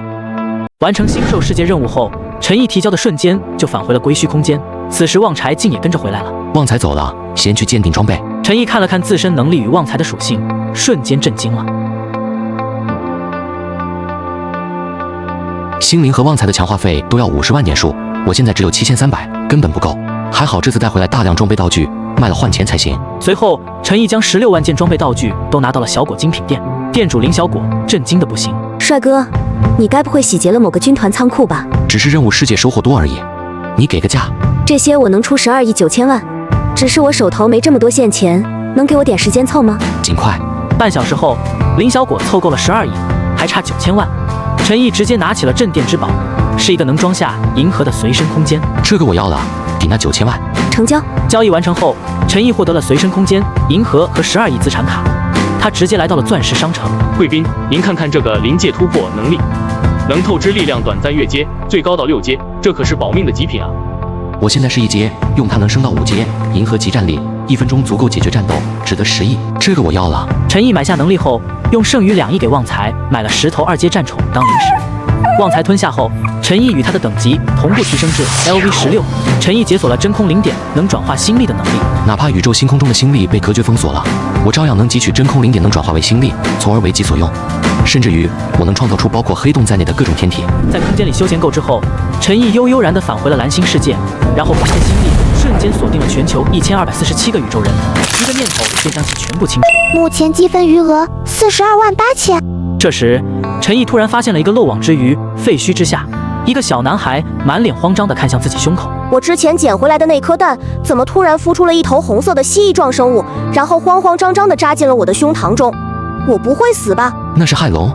罢了，这算是那小孩的机缘，随他吧。打开信标商城，陈毅浏览着上面的商品与价格，发现信标商城的物价基本是跟空间内的物价完美对标。信标商城一定跟归墟空间有某种程度的联系，要么是上下级的关系，要么就是某个存在打造出的仿制品。不会是空间里那些个顶级军团的杰作吧？思索间，一股强烈的危机感突然袭来。这危机感来源不明，必须立刻锁定位置。陈毅借助心力感应，锁定了45光年外蓝血人文明的一颗水晶，随即瞬移而至。此时，蓝血人文明正处于内战之中，顶不住也要顶，炮火支援马上就到。陈毅无视炮火，用心力引出水晶，瞬间察觉到了其中蕴含的恐怖能量。这是时空能量，若彻底破碎的话，后果不堪设想。这时，蓝血人长官看到了陈毅，他妈的那是谁的兵？陈毅没管他，惊喜地发现他能用灵能将水晶中的能量牵动释放出来，结果就是周围的时空被完全冻结。真是走狗屎运，有了这东西，我可以自由控制时间流速，看来蓝星重建就快了。陈毅带着水晶返回蓝星，释放时空能量，笼罩太阳系，开始加速文明的重建。虽然不能倒流时间，但看着蓝星重归热闹，感觉我像是在玩一场真实的战略游戏。30年后，没有了宇宙人的威胁，蓝星人类很快建立了新都，并继承孙教授的基因改造技术。新纪元50年，新都的生物改造技术取得了重大突破，50名新人类诞生了，其中代号神威的青年实力远超他人。成了，终于成功了。殊不知，新人类虽然获得了力量，却存在严重的性格缺陷，比如神威极度好战，性格也很霸道，对高层的命令更是不屑一顾。一次任务中，神威独自前往目标地点，却发现空无一人。妈的，居然被那群老头耍了！老子回去后就把那几个老不死干掉。这时，陈毅悄然出现在了废墟之上。你是新人类，我怎么从没见过你？再用这种眼神看我，我拧下你的脑袋。哦，你可以试试。神威怒不可遏，瞬间冲到陈毅面前，却被陈毅抢先抓住脑袋，提至半空。你若道我没兴趣出手，只是想跟你打个赌，你的人生会以极其悲惨的方式落幕。否则呢？这场游戏里你拥有完全的自主权，你想怎么做我都不会管你。如果你的人生在辉煌与灿烂中落幕，那就是我输了。作为奖励，我会让你拥有更加悠久的寿命，甚至是更加强大的力量。你有这样的能力吗？你觉得呢？反正这场赌局对你的人生可有可无。至于我有没有这样的能力，你不妨赢给我看。我期待你的表现。陈毅说完便凭空消失了。神威气得不行，却因实力悬殊，敢怒不敢言，只能对着废墟发泄。此后数年，神威的性格缺陷愈发明显，因队友议论自己坏话，他当众击杀神威小组其他成员。因高层约束，他心生反意，企图武力掌控新都。我们能创造你，也能毁灭你，再敢放肆，后果自负。切，就你们！这一举动彻底点燃了高层还有其他新人类的怒火。众人暗中计划联手，彻底解决神威。这天，陈毅再次出现在神威的别墅。一定是你在暗中针对我，是你挑拨他们。神威不顾自身处境，对陈毅释放火焰，将别墅夷为平地，却发现陈毅毫发无伤。你们来了正好，就是他在暗中针对我，针对我们一起上的话，一定能将他。殊不知在其他人眼中，他指向的方向空无一人。受够你的霸道了，今天我们就解决你。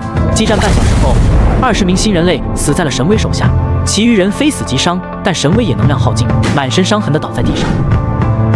我没输是你搞的鬼。神威死后，第一代新人类因内斗损失惨重，逐渐退出了历史舞台。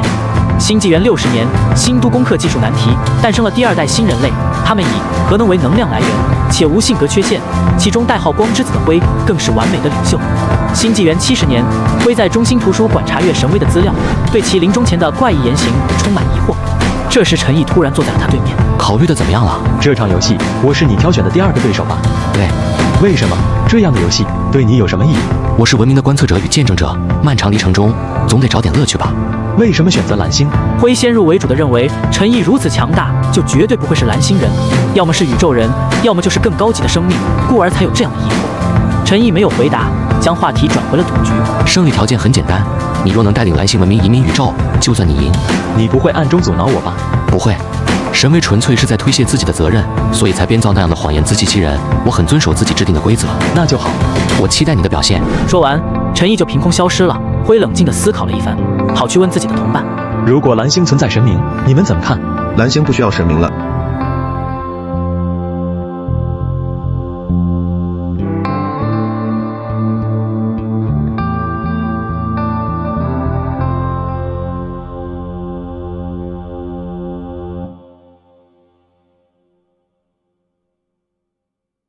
之后，灰凭借超凡能力与智慧，推动蓝星文明飞速发展，于140年时完成火星移民。此时灰已经90岁，身体素质逐步下滑，便辞去了领袖之位。这天，他正坐在废墟上，看远处的电磁炮正将太空舱送入轨道。怎么样，我做的还不错吧？这局算你赢了。我不太明白，你视角更全面，为什么选我？玩游戏怕输可不行，而且我相信人类的潜力，有时也会跟自己打赌。灰大笑着，突然拿出了刀。胜者的奖品就免了吧，和我打一场，生死厮杀，只留一个。如你所愿，但这毫无意义。意义重大，因为人类不需要神明。说完，灰化作流光冲向了陈毅，全上汇聚的能量相当于5000万吨 TNT 用量。然而陈毅没动，一个眼神就让灰重伤倒地了。原来差距这么大，但这场战斗仍然有意义。满足了，满足了。我这辈子干得还不错吧？你是个伟大的领袖。说完，灰的躯体瞬间爆炸，变成了粒子，洒向蓝星大地。陈毅这才收回了笼罩在太阳系的时空能量，太阳系的时间流速当即恢复正常。差不多要开始下一次任务了吧？进入归墟空间前，陈毅在信标商城花费100万积分买下了心灵复苏。心灵意识依附灵能，就算被打成粒子也能复苏，这保命能力很实用。不过若敌人能感知灵能，我仍然有危险，得继续变强才行。陈毅进入归墟空间后，就开启了第3次锚定任务。很快，他就被传送到电气时代早期的街道里。主线任务阶段1，这个世界正在遭受未知力量的入侵，请尽快查明这股力量的存在形式。任务奖励300点数。升级任务1，深入负能量领域10%，超爆发选项提升1个等级。升级任务2，深入负能量领域20%，超爆发选项提升1个等级。升级任务3，深入负能量领域30%，超爆发选项提升1个等级。陈毅借助心力感知，很快锁定了一个目标。先生，需要报纸吗？来一份。陈毅买下报纸，头条为联盟与王国的战事报道。他感知到报童脸上的黑斑是侵蚀性心力。此时任务提示了刷新。主线任务阶段1完成，获300点数。阶段2，查明负能量领域除黑斑病外的其他影响。陈毅立马来到收养黑斑病气童的福利院里。黑斑是不治之症，会侵蚀人体机能，很多孩子都因此被弃养了。随后院长叫来了混血女孩莉亚，她脸上的黑斑就像颗粒质。这黑斑原来是源自反物质构成的负能量领域啊！莉亚，叔叔领养你，带你去上学，你愿意吗？我愿意。陈毅很快就办理完了领养手续。然而5年过去，却仍未找到主线任务线索。看来主要借助全人类智慧才能突破了。把方程和负能量能源的关联公开，各国为战争优势定会全力研究，我坐收成果就行，这样既高效又低调。陈毅以物理老师身份在科学杂志发表论文，称黑斑病是连通无限能源领域的征兆，瞬间引发各国震动。接下来就看鱼儿什么时候上钩了。与此同时的联盟科学院内，少将拿着杂志找到了院长。院长，这上面的研究可信吗？若真有无限能源，真的能提升联盟军事实力吗？需要时间验证真假，但倘若属实，联盟将战无不胜。另一边的王国科学院内，荣誉首席埃迪看着论文捧腹大笑。黑斑病连通能源领域，简直是梦话！你们居然还真要验证？我们只相信数据与实验结果。若这是真的，人类将进入无限能源时代。第2天，陈毅刚下课，一群军人就闯进了他的办公室。陈先生，请您现在跟我们走一趟。好。随后，陈毅就带到了联盟科学院。陈先生，科学院已经验证了黑斑确实蕴含能量，我们联盟愿给您提供最优的研究条件，恳请您加入。没问题，但我还有一个养女。我们已将她接来，不过您的研究属最高机密，后续出行会受到限制，还请谅解。没关系。随后，陈毅利用星兽世界获得的超级活性细胞，3天内培养出了20管改造细胞。1个月后，全身黑斑的青年阿卡曼成为了首位志愿者。阿卡曼，你是否自愿参与此次实验？我再次提醒你，风险极高。我自愿参与这次实验。超级活性细胞注入后，阿卡曼陷入了沉睡。公元806年，陈毅展开负能量领域战略计划后的1年，轰隆的爆炸声回荡在绿河上空，联盟与王国军队战斗僵持不下。这时，10个未戴头盔的青年从联盟防线走了出来，顶着枪林弹雨冲向王国阵地。集火，干掉他们！子弹在青年身上溅起血花，他们却没有丝毫停顿。为首的阿卡曼冲入阵地，咧嘴笑道：“你们好啊！”这一天，僵持已久的绿河战线失守。联盟在刊登这一则战报的同时，王国则是对绿河的全面失守感到难以置信。全军覆没，你确定战报没错？绿河的部队全军覆没了？是的，弗莱德上校。这怎么可能？这个问题同样困惑着王国的高层。弗莱德调查一番后，连忙将前线战报呈现到了各位议员以及议长的面前。联盟有10名不死士兵，刀枪不入，经确认是发表黑斑病研究的陈先生的成果。他现被联盟严密保护在科学院内。不死之躯，这不可能！不惜一切代价活捉不死士兵，拿到技术或找到克制方法，三者必居其一。很快，归墟者周彤与辛克就伪装成了间谍，潜伏在科学院外。他发表论文后就藏在这，不死士兵的研究资料肯定也在这。不过你把头发染黑行不行？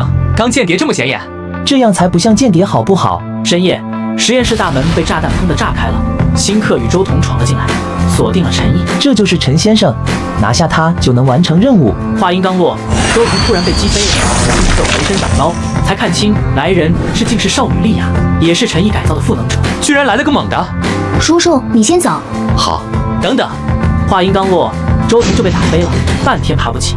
陈毅则从容地离开，莉亚缠斗片刻后不断撤退。很快，凯尔文少将就赶了过来。全城戒严，地毯式搜索，务必找回陈先生。然而陈毅早已隐匿起来。至于王国间谍，虽然没能掳走陈毅，却带回了赋能者研究资料。此时，王国科学院内的研究员们成功改造出了首位赋能者。这并非不死之身，陈先生称其为赋能者，实力与深入负能量领域的程度挂钩。怎么深入？靠陈先生留下的深度方程，推导的越深，能提取的负能量就越多。联盟与王国争相集结数学家推导方程，陈毅则借心力监控进度，将方程推导至了20%。时空水晶没法用，星兽世界的毁灭还历历在目，低调才能保命。不过这颗星球的智慧不够，迟早要把方程扩散到其他文明。这时，边境小镇外传来了巨响，旺财感应到了异常能量，总算是露出马脚了。造成如此动静的，肯定是第2阶段主线任务的关键了。小镇之外浓烟滚滚，一名青年赋能者毫发无伤，而攻击他的壮汉却倒在一旁。赋能者的躯体真不错啊！介不介意向我介绍一下你的身份？不知死活。青年正欲动手，却被陈毅一个眼神轰飞。你到底是谁？陈毅冻结周围光线，将青年体内的负能量生命体幻影揪了出来。想活就说实话。我是负能量领域诞生的能量体，必须依附黑斑病患者或赋能者躯体才能存活。主线任务阶段2完成，获得点数2000。主线任务阶段3，负能量生命体的存在是对现实世界的巨大威胁，但占据人类躯体还远不是他们的最大威胁，请进一步查明他们对这个世界的最大威胁。任务奖励3000点数。负能量领域里面有多少负能量生命体？不知道，但我能感应到他们的波动。陈毅沉默片刻，就在幻影心惊胆战之际，他将幻影随手塞回青年赋能者的躯体里面，解除了时空冻结。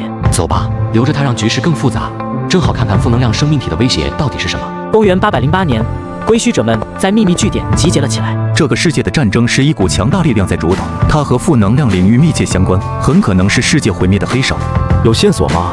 联盟与王国会在合众国红曼市签订休战协议，他肯定会现身破坏，这是我们的机会。我们够打吗？我们是归墟者，不用硬拼，咬住线索就行。果然，没多久，联盟与王国因交战损失惨重，决定在红曼市签订休战协议。合众国作为第3大国提供场地，这场100年战争终于要结束了。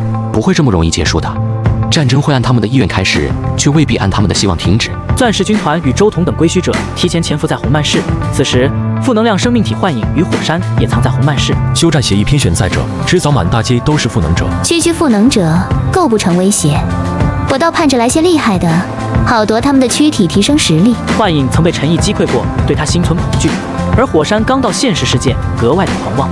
协议签订当天，红曼大会场戒备很是森严，小心联盟的高个青年阿卡曼，他是联盟第1位赋能者，实力极强，明眼可见的赋能者就超10个，个个都是尸山血海里爬出来的，不好对付啊！待会谁先搞事，谁就是幕后黑手的人。联盟代表团中，凯尔文少将心神不宁，暗中叮嘱阿卡曼提高警惕。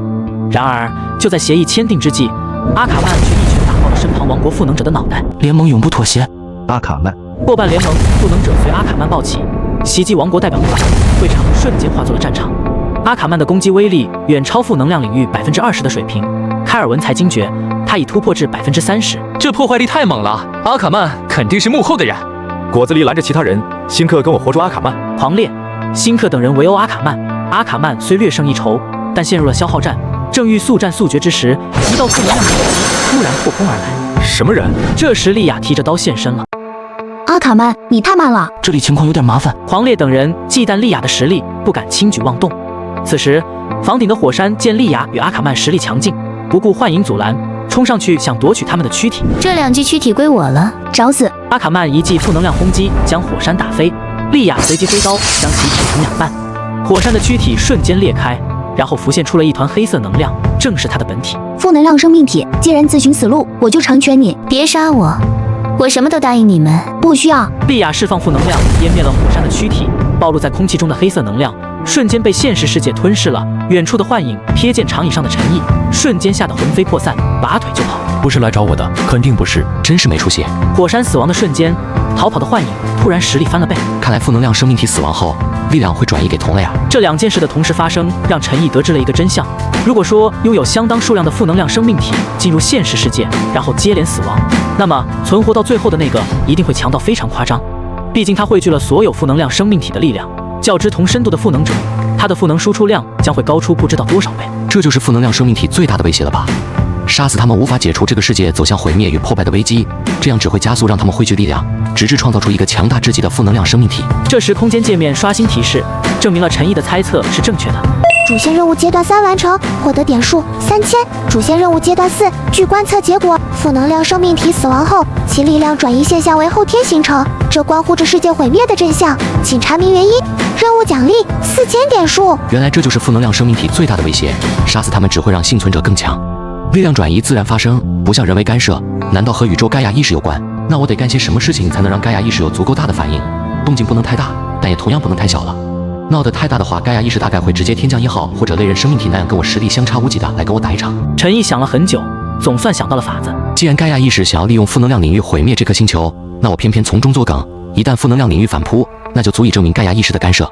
陈毅立马联系了莉亚与阿卡曼，安排新任务，组建科研团队，研究治愈黑斑病的方法，立刻去办。了解。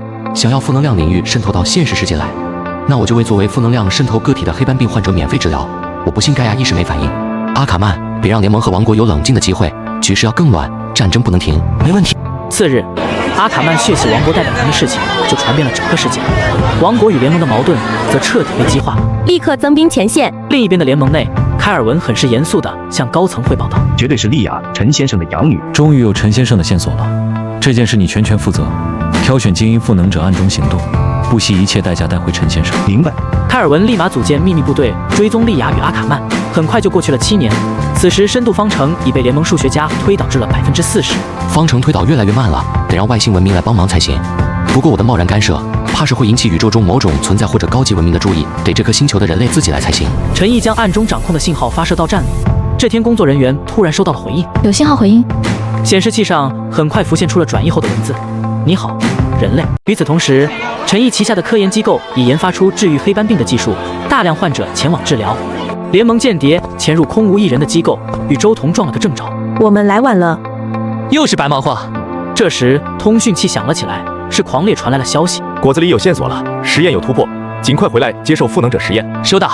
钻石军团全员接受实验，成为赋能者，借助40%深度的方程结果，战斗力大幅提升。这自愈能力简直是史诗级加强。我的能力也提升了，能在假想空间与幕后黑手见面，但需要大量负能量。交给我，我去联系联盟。半月后，联盟秘密基地内，开尔文带来了秘密部队。果子狸借助负能量装置启动能力，众人意识瞬间被拉入了假想空间。陈毅的一缕意识也随之进入。终于见面了，各位。陈先生，你居然是幕后黑手。我们惹到了不得了的存在。我们没有恶意，只是想获取一些情报。打赢我就给你们情报。放心，我只用100,000,000,000,000的力量。辛克率先提刀砍来，狂烈等人随即动手，却被陈毅瞬间击溃了。随后，众人的意识都回归本体。100,000,000,000的力量就这么强？与此同时，治愈黑斑病的机构被炸毁，4位头负能量生命体终于现身，陈毅也随之出现，打量着面前这个非同寻常的负能量生命体。多年来的布局与等待总算是有了收获，这样算是能够证明盖亚意识在干涉其中，阻止我搞清楚世界真相了吧？同理，力量转移现象也是盖亚意识的杰作。想到这，陈毅直接湮灭了4位头。主线任务阶段4完成，获得点数4000。主线任务阶段5，见证这个世界的毁灭，任务奖励5000点数。见证世界的毁灭，我自己来毁灭行不行？另一边，合众国内的幻影正暗戳戳地打算干掉某个同类，获得其力量，却察觉到一股力量涌入体内，不由得震惊了。什么情况？这么强大的力量，难道我有机会翻身了？总有一天，我要让那男人百倍偿还当年的恐惧。公元820年，人类战火未息，半人马文明的空天战舰却骤然降临，仅用1艘战舰便征服了这颗星球，还夺走了赋能者研究技术。而幻影吞噬1000名负能量生命体后，力量更是大涨。他毫不犹豫地找到了陈毅。你还记得我吧？当年的屈辱与恐惧，我要百倍奉还。现在我拥有1000名同类的力量，陈毅必死无疑。怎么来找我报仇？铺天盖地的负能量从负能量领域中涌出，所过之处，一切物质都被湮灭殆尽，天空大地一片末日景象。这末日景象可真够壮观的。当然，你给我的一切，我要连本带利讨回来。莉亚提刀欲动，却被陈毅抬手拦下。幻影当即催动负能量，凝聚成巨大光束，轰向陈毅3人。整颗星球都是我的能量源，这次看你怎么斗。然而下一秒，光束却直接散开了，而陈毅3人竟毫发无损。随后，陈毅一个眼神便将幻影轰飞。这就是你自信的力量，我还以为能有点惊喜。放开我！既然打不赢，就跟我一起死。幻影直接引爆了体内的负能量，剧烈爆炸竟将整个大陆板块都湮灭了。半人马文明的战舰也瞬间被负能量吞噬了。这就是世界末日！主线任务还没做完，太可惜了。升级任务还没完成，这颗星球不能毁，哪怕引来盖亚意识的制衡，也得试试。陈毅果断出手，冻结星球时间，阻止灾难蔓延。半年后，深度方程推导至80%，超爆发升级至 LV9，威力更是高达2000倍。这时，一道裹挟着强悍能量的陨石正超光速逼近这颗星球。来了！陈毅瞬移至陨石前方，以心力强行牵制其退出超光速状态，随即挥出全力一击，宇宙中瞬间爆发出耀眼光芒。然而光芒散去后，陨石却并未被摧毁，反而化作一头狰狞巨兽，朝着陈毅发出了充满毁灭意志的咆哮。生灭毁灭！这头凶兽能量不弱于我，还带着纯粹的恶意。无理智的战斗机器最麻烦，先试试冻结时空能不能制住它。陈毅冻结周围时空，却对巨兽毫无作用。看来得动点真格的了。陈毅借力反击，竟一拳轰碎了巨兽半边躯体。就这点能耐还不够？陈毅刚松口气，然而巨兽残骸竟重组复活了。陈毅皱眉，迅速凝聚心力，搓出黑洞，将复活的能量团扔进了黑洞核心。从粒子层面粉碎，我看你还怎么复活？巨兽很快在黑洞中被粉碎，却在下一秒以更强姿态破洞而出，狂暴能量甚至撕碎了黑洞，再次锁定陈毅。还挺顽强，那就陪你打到底。随后，陈毅发现巨兽每复活一次就会进化，躯体强度持续提升，最终竟超越了自己的常态防御。常态打不动，那就突破临界。陈毅催动临界突破，透支未来30天，力量跃升至5阶，巨兽瞬间被湮灭了。然而，他仍在一次次的复活，在数十次死亡后，竟隐隐具备了5阶力量。差不多该收尾了。旺财张开嘴，一口将复活状态的巨兽能量团吞入腹中，瞬间将其消化了。同时，一股强大力量传入陈毅体内。强化成功，星兽 LV18，星灵 LV18，获得能力死亡进化。死亡进化，每死一次就能提升短板，可惜得有复活能力才行。不过旺财的吞噬能力太顶了，还好没直接把巨兽放逐，不然就错过这波强化了。此时深度方程推导终于完成了100%，陈毅也顺利达成了10个升级任务，超爆发升至 LV11，威力达10000倍。陈毅这才解除了星球冻结，负能量瞬间吞噬整颗星球，人类文明直接毁灭。主线任务阶段5完成，获得点数5000。主线任务完成，是否提交任务？主线任务提交成功，结算完成，点数余额21600。陈毅提交任务后，即将要返回归墟空间。再见了，叔叔。作为追随的奖励，陈毅将深度方程100%的推导结果赠予了莉亚以及阿卡曼，并且将莉亚送到了和平的星球上。至于阿卡曼，这小子是个战争狂人，根据他的要求，陈毅把他送到了一颗战争频发的星球上，好好活着。随后，陈毅与钻石军团众人一同返回了归墟空间。返回归墟空间后，陈毅简单加强了下装备，就回到了蓝星宇宙。此时人类文明已经重建，凭借2万光年的感知范围，他以蓝星为中心，开始扫荡周边的信标持有者。获得积分5000，获得积分4万，积分余额3400万，这些积分够买件5阶信息类商品了，不过还有时间，再攒攒。当扫荡至2000光年外时，陈毅突然感知到2万光年边界处一片天体碎片中传来了熟悉的心力波动，这是心灵的力量残留。陈毅瞬移至碎片区域，他落在一块行星碎片上，竟从中读取到了骇龙虚空种族赋能生命体等信息。这里曾是多个宇宙种族联合对抗心灵的战场。等等，心灵曾经被整个宇宙的种族敌对过。星兽世界里就有人针对心灵身份，要是这个宇宙也敌视心灵，我以后的麻烦就大了。得查清楚他们敌对心灵的原因，希望别是针对所有心灵的死仇。经万物之音解读，陈毅得知遗迹是50亿年前跨宇宙大战的波及区，并非主战场。此时，一名虚空种族少女感知到她的信标气息，竟直接发动攻击。信标，陈毅逆着能量冲击而上，一剑将光束劈断，瞬间欺进少女身前。好强的压迫感！你叫什么名字？陈毅没说话，直接让她灰飞烟灭。运气真好，碰到个不错的对手呢。获得积分55万，积分余额3455万。这么干脆就死了？虚空种族居然被秒了，这老兄太猛了！陈毅正准备探查遗迹，一股亲和的灵能波动突然传了过来。心灵，兄弟，自己人啊！我终于找到同族了。同族就老实点，扑过来干什么？太激动了嘛！活着的心灵太难找了。活着的心灵，什么意思啊？我叫伽马，诞生于伽马射线暴，活了1万多年。简单说，心灵是整个宇宙的死敌。原因？50亿年前，心灵发起跨宇宙征服战，要统治所有世界，结果输了，从此被全宇宙追杀。原来是咎由自取。我只是拥有心灵力量，不算他们的一员，谁来杀我，我就灭谁。蓝星宇宙有针对心灵的抹杀机制吗？没见过毁灭星系级的打击，但心灵猎手一直追着我，他们实力都比目标心灵强，我全靠信标和跑得快才活下来。快走，你在银河待太久了，心灵猎手随时会来的。话音刚落，就有一股恐怖气息封锁了整个银河。罪灵负隅顽抗毫无意义。完了，跑不掉了，这规格也太高了。别怕，他破不了我的防。时空能量冻结的防御是无限大的，除非他能操纵时空，不过5阶应该没这本事。陈毅瞬间冻结神圣生命体的时空，瞬移上前亲力一拳，攻击落下的刹那解开冻结，神圣生命体被弹飞了出去。毫无意义的反击。神圣生命体企图汇聚能量摧毁本体，却再次被时空能量冻结。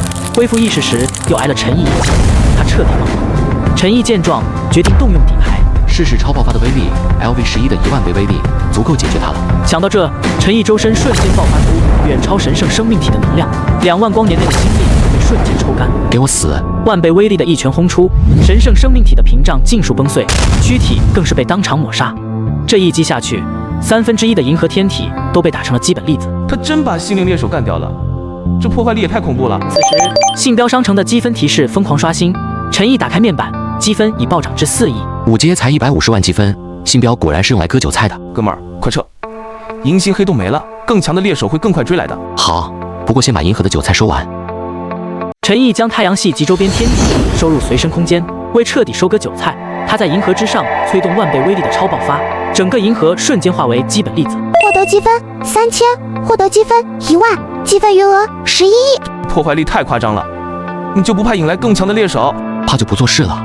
走，去下一个星系。这家伙胆子比我大10倍，不过跟着他确实安全。随后，陈毅在信标商城浏览，11亿积分让他锁定了顶级6阶商品。商品：心灵根源复苏，类型：信息类，说明制作根源核心，核心不毁即可无限复活，价格10亿。把核心藏进普朗克膜，再配上死亡进化，简直是不死霸。就这个了。消耗10亿积分，购买成功。心灵根源复苏，积分余额1亿。恰在这时，30天休息时间即将结束，陈毅进入归墟空间制作根源核心。只要这东西不毁，就算被打成粒子也能复活。心灵感宣上果然有底气。此时归墟空间内的周彤与其他归墟者正为进阶任务而忐忑。我1阶顶尖，保命能力又强，应该没问题吧？定制装备还没完工，这回死定了。1阶任务而已，安心，尽快晋级2阶才是王道，留在1阶没意义。很快，陈毅等人就被传送到了中烟之界。这里天空暗沉，大地荒凉，心力更是沉寂如冰。他的感知与瞬移未受影响，心力调用却变慢了。进阶任务阶段1：文明与神话的荣光沉沦于绝望之中，无法解脱，寻找到一位骑行者，并赐予他名为死亡之解脱。任务奖励1000点数。陈毅从随身空间中取出根源核心，将之投入普朗克膜之中。这下彻底稳妥了。插件安装完成，升级选项随机，临界突破。升级任务1：弑杀一位沉沦之神，临界突破等级提升。第一次见随机到我已有能力的，而且临界突破应该是无法升级的才对。但现在只要完成升级任务就能强制升级了，只能说不愧是外挂。随后陈毅得知，这里曾是信仰群星的世界，信徒向群星祈祷获利，欲望催生神明。群星陨落后，天体沉沦，神明残躯化作沉沦之神，骑行者则在绝望中苟活。然后陈毅便来到了群星神殿广场。外来者，赐予我解脱吧！老者身上泛起心力波动，陈毅一拳挥出，直接将其打成了灰烬。进阶任务阶段1完成，获得点数1000。阶段2，搜集5个骑行者信物，召唤星之神卫兵击败。这应该就是信物了。既然要召唤，不如多准备些。陈毅强行催动心力，瞬间抹杀周边的骑行者，随后数以百计的信物都瞬移至他面前。远处，一群归墟者正准备围攻骑行者，却见目标突然爆成了灰烬。什么情况？信物呢？殊不知，陈毅早已将信物连成了星图。只见白色光芒冲天起，上百个星之神为应声现身，每个都拥有一阶顶尖战力。快跑！这么多神卫，死定了！然而陈毅只是简单的催动了能量，就瞬间将上百神卫扫成了粒子。进阶任务阶段2完成，获得点数3000。阶段3，中烟之势余晖永恒，群星祭坛破败无光，点燃群星祭坛的星光，迎来最终的试炼。这任务简简单单，不过还是得先暂时放下进阶任务，不然照这速度下去，我很快就能完成进阶任务，返回归墟空间。可是升级任务还一个没完成呢。临界突破这升级任务对陈毅吸引力更大，他迫切想知道这一能力能提升到何种程度。进阶任务能等，临界突破的升级可遇不可求，延长时限还是拔高阶级，总得试试才知道。根据遗迹线索，沉沦之神居于高天，需1万个骑行者呼唤才会现世，且非信徒无法举行仪式。陈毅的弑神计划卡在了第一步。而另一边残阳下的遗迹中，手持巨剑的骑行者骑士正在休息。突然，超新星军团的机械改造人归墟者寻迹而来，骑士闻声抬头：“外来者，赐予我解脱吧！”机械改造人刚想要动thủ，时空却骤然停滞，原来是陈毅来了。你是谁？我需要骑行者呼唤神明，希望能劳烦阁下相助。神明已然沉沦。我知道，以你的2阶战力，寻常人杀不了你，但只要你帮我换神，我就可帮你解脱。这笔交易很划算。成交。他早想战死却没机会，我刚好能满足他。这下换神的关键问题解决了。陈毅解除时空冻结，机械改造人望着空无一人的遗迹，陷入了呆滞。人呢？另一边山丘上，超新星军团5人小队的感知者突然面露凝重。附近的骑行者在汇聚，似乎在举行仪式。我建议离远点，感觉太危险了。队长，怎么办？过去看看，我有3阶装备兜底，说不定有便宜可捡。察觉危险就立刻跑。很快就有上万骑行者集结于遗迹，盛言如歌响彻苍穹。陈毅的危险感知被触发，却愈发兴奋。越危险越好，死亡只会让我更强，根源核心还能帮我复活，怕什么？没多久，天空就浮现出了门扉，朽败气息如山岳压顶。神明，他们在呼唤神明。法袍队长瞬间惊出了一身冷汗，陈毅却冲天起，一把将神明轰回了门扉，旋即追入高天。4阶实力比5阶弱，能打。危机感没到我退气的程度，可以动手。陈毅摁着傲慢之神的头颅，砸碎宫殿。对方本能反击，却被陈毅当场击飞。所谓神明，不过如此。升级任务1完成，临界突破 LV1，时限延长至2分钟，最高可突破至6阶，时限翻倍，不错。下一秒，傲慢之神躯体化作黑灰，一团光芒飞出。陈毅接住一看，是张星图状道具。获得道具群星之力傲慢，集齐12份可获完整群星之力。星图上12颗星辰，这才点亮1颗，看来得把剩下的神明都解决了。这时，神之居所的上空升起了11颗星辰。其余11位沉沦之神陆续登场。下一秒，羽箭骤然洞穿陈毅躯体，他当场被炸成了未知物质。紧接着，仿佛时光倒流般，陈毅竟毫发无伤，力量还猛地提升了1大截。强化成功，星灵 LV1 8.1。隐隐间，我似乎触及到了2阶的门槛。这11位沉沦之神来得好。随后，女性神明再次出手，紧接着，其余沉沦之神一同出手。陈毅一次次被秒杀，却又一次次复活强。强化成功，星灵 LV1 8.2。升级任务2完成，临界突破 LV2。死亡进化太顶了，这样下去突破5阶只是时间问题。另一边的超新星小队刚逃离骑行者追击，感知者却突然发抖了起来，同时天空竟浮现出玻璃般的裂痕。世界波动太剧烈，我控制不住的害怕。队长，世界要崩了吗？怎么办？别慌，先观察情况。我只有3阶装备，这种级别的危机我也没辙啊。这时，一道声音突然响彻法袍队长的脑海：“你渴望力量吗？超越空间，开始锚定。”与此同时，高天之上的陈毅已复活了无数次，心灵等级更是突破至 LV19.9，无限接近5阶，仅凭肉身就能硬抗金色战车的冲击。该结束了。陈毅一击轰杀10剑神明，临界突破也连升了数级。能力临界突破，等级 LV7，说明时限30分钟。透支未来3天的力量，短暂的突破临界跃升到更高阶级。可惜最高只能突破到6阶，不然其价值远不止于此。这时陈毅已经干掉了7位沉沦之神，高天上还有5位沉沦之神，2位4阶，3位5阶，他们竟连结起来，爆发出抹杀5阶的能量洪流。陈毅瞬间被打成了基本信息战场，然而根源核心触发，他再度复活，强化成功，心灵 LV20，终于突破5阶了，我的心理感知范围都到10万光年了，众神的价值已经被榨干，是时候结束这场战斗了。陈毅释放气势，直接将众神压迫至废墟之上，真是不可思议。在我见过的所有归墟者里面，你是让我感到最为震撼的一个。按理来说，你只是一阶归墟者吧，但这实力属实令人无法理解。你不是沉沦之神，任务世界的人不可能知道归墟者。不过至少这具躯体是沉沦之神的。我是超越者，超越空间可比归墟空间待遇好。要不要跳槽啊？至少不用在归墟空间里捡垃圾。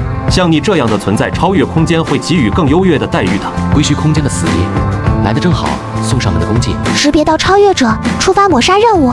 抹杀任务，超越空间乃是归墟空间的敌对势力，超越者皆为死敌，请务必将面前的超越者悉数抹杀。任务奖励100万点数。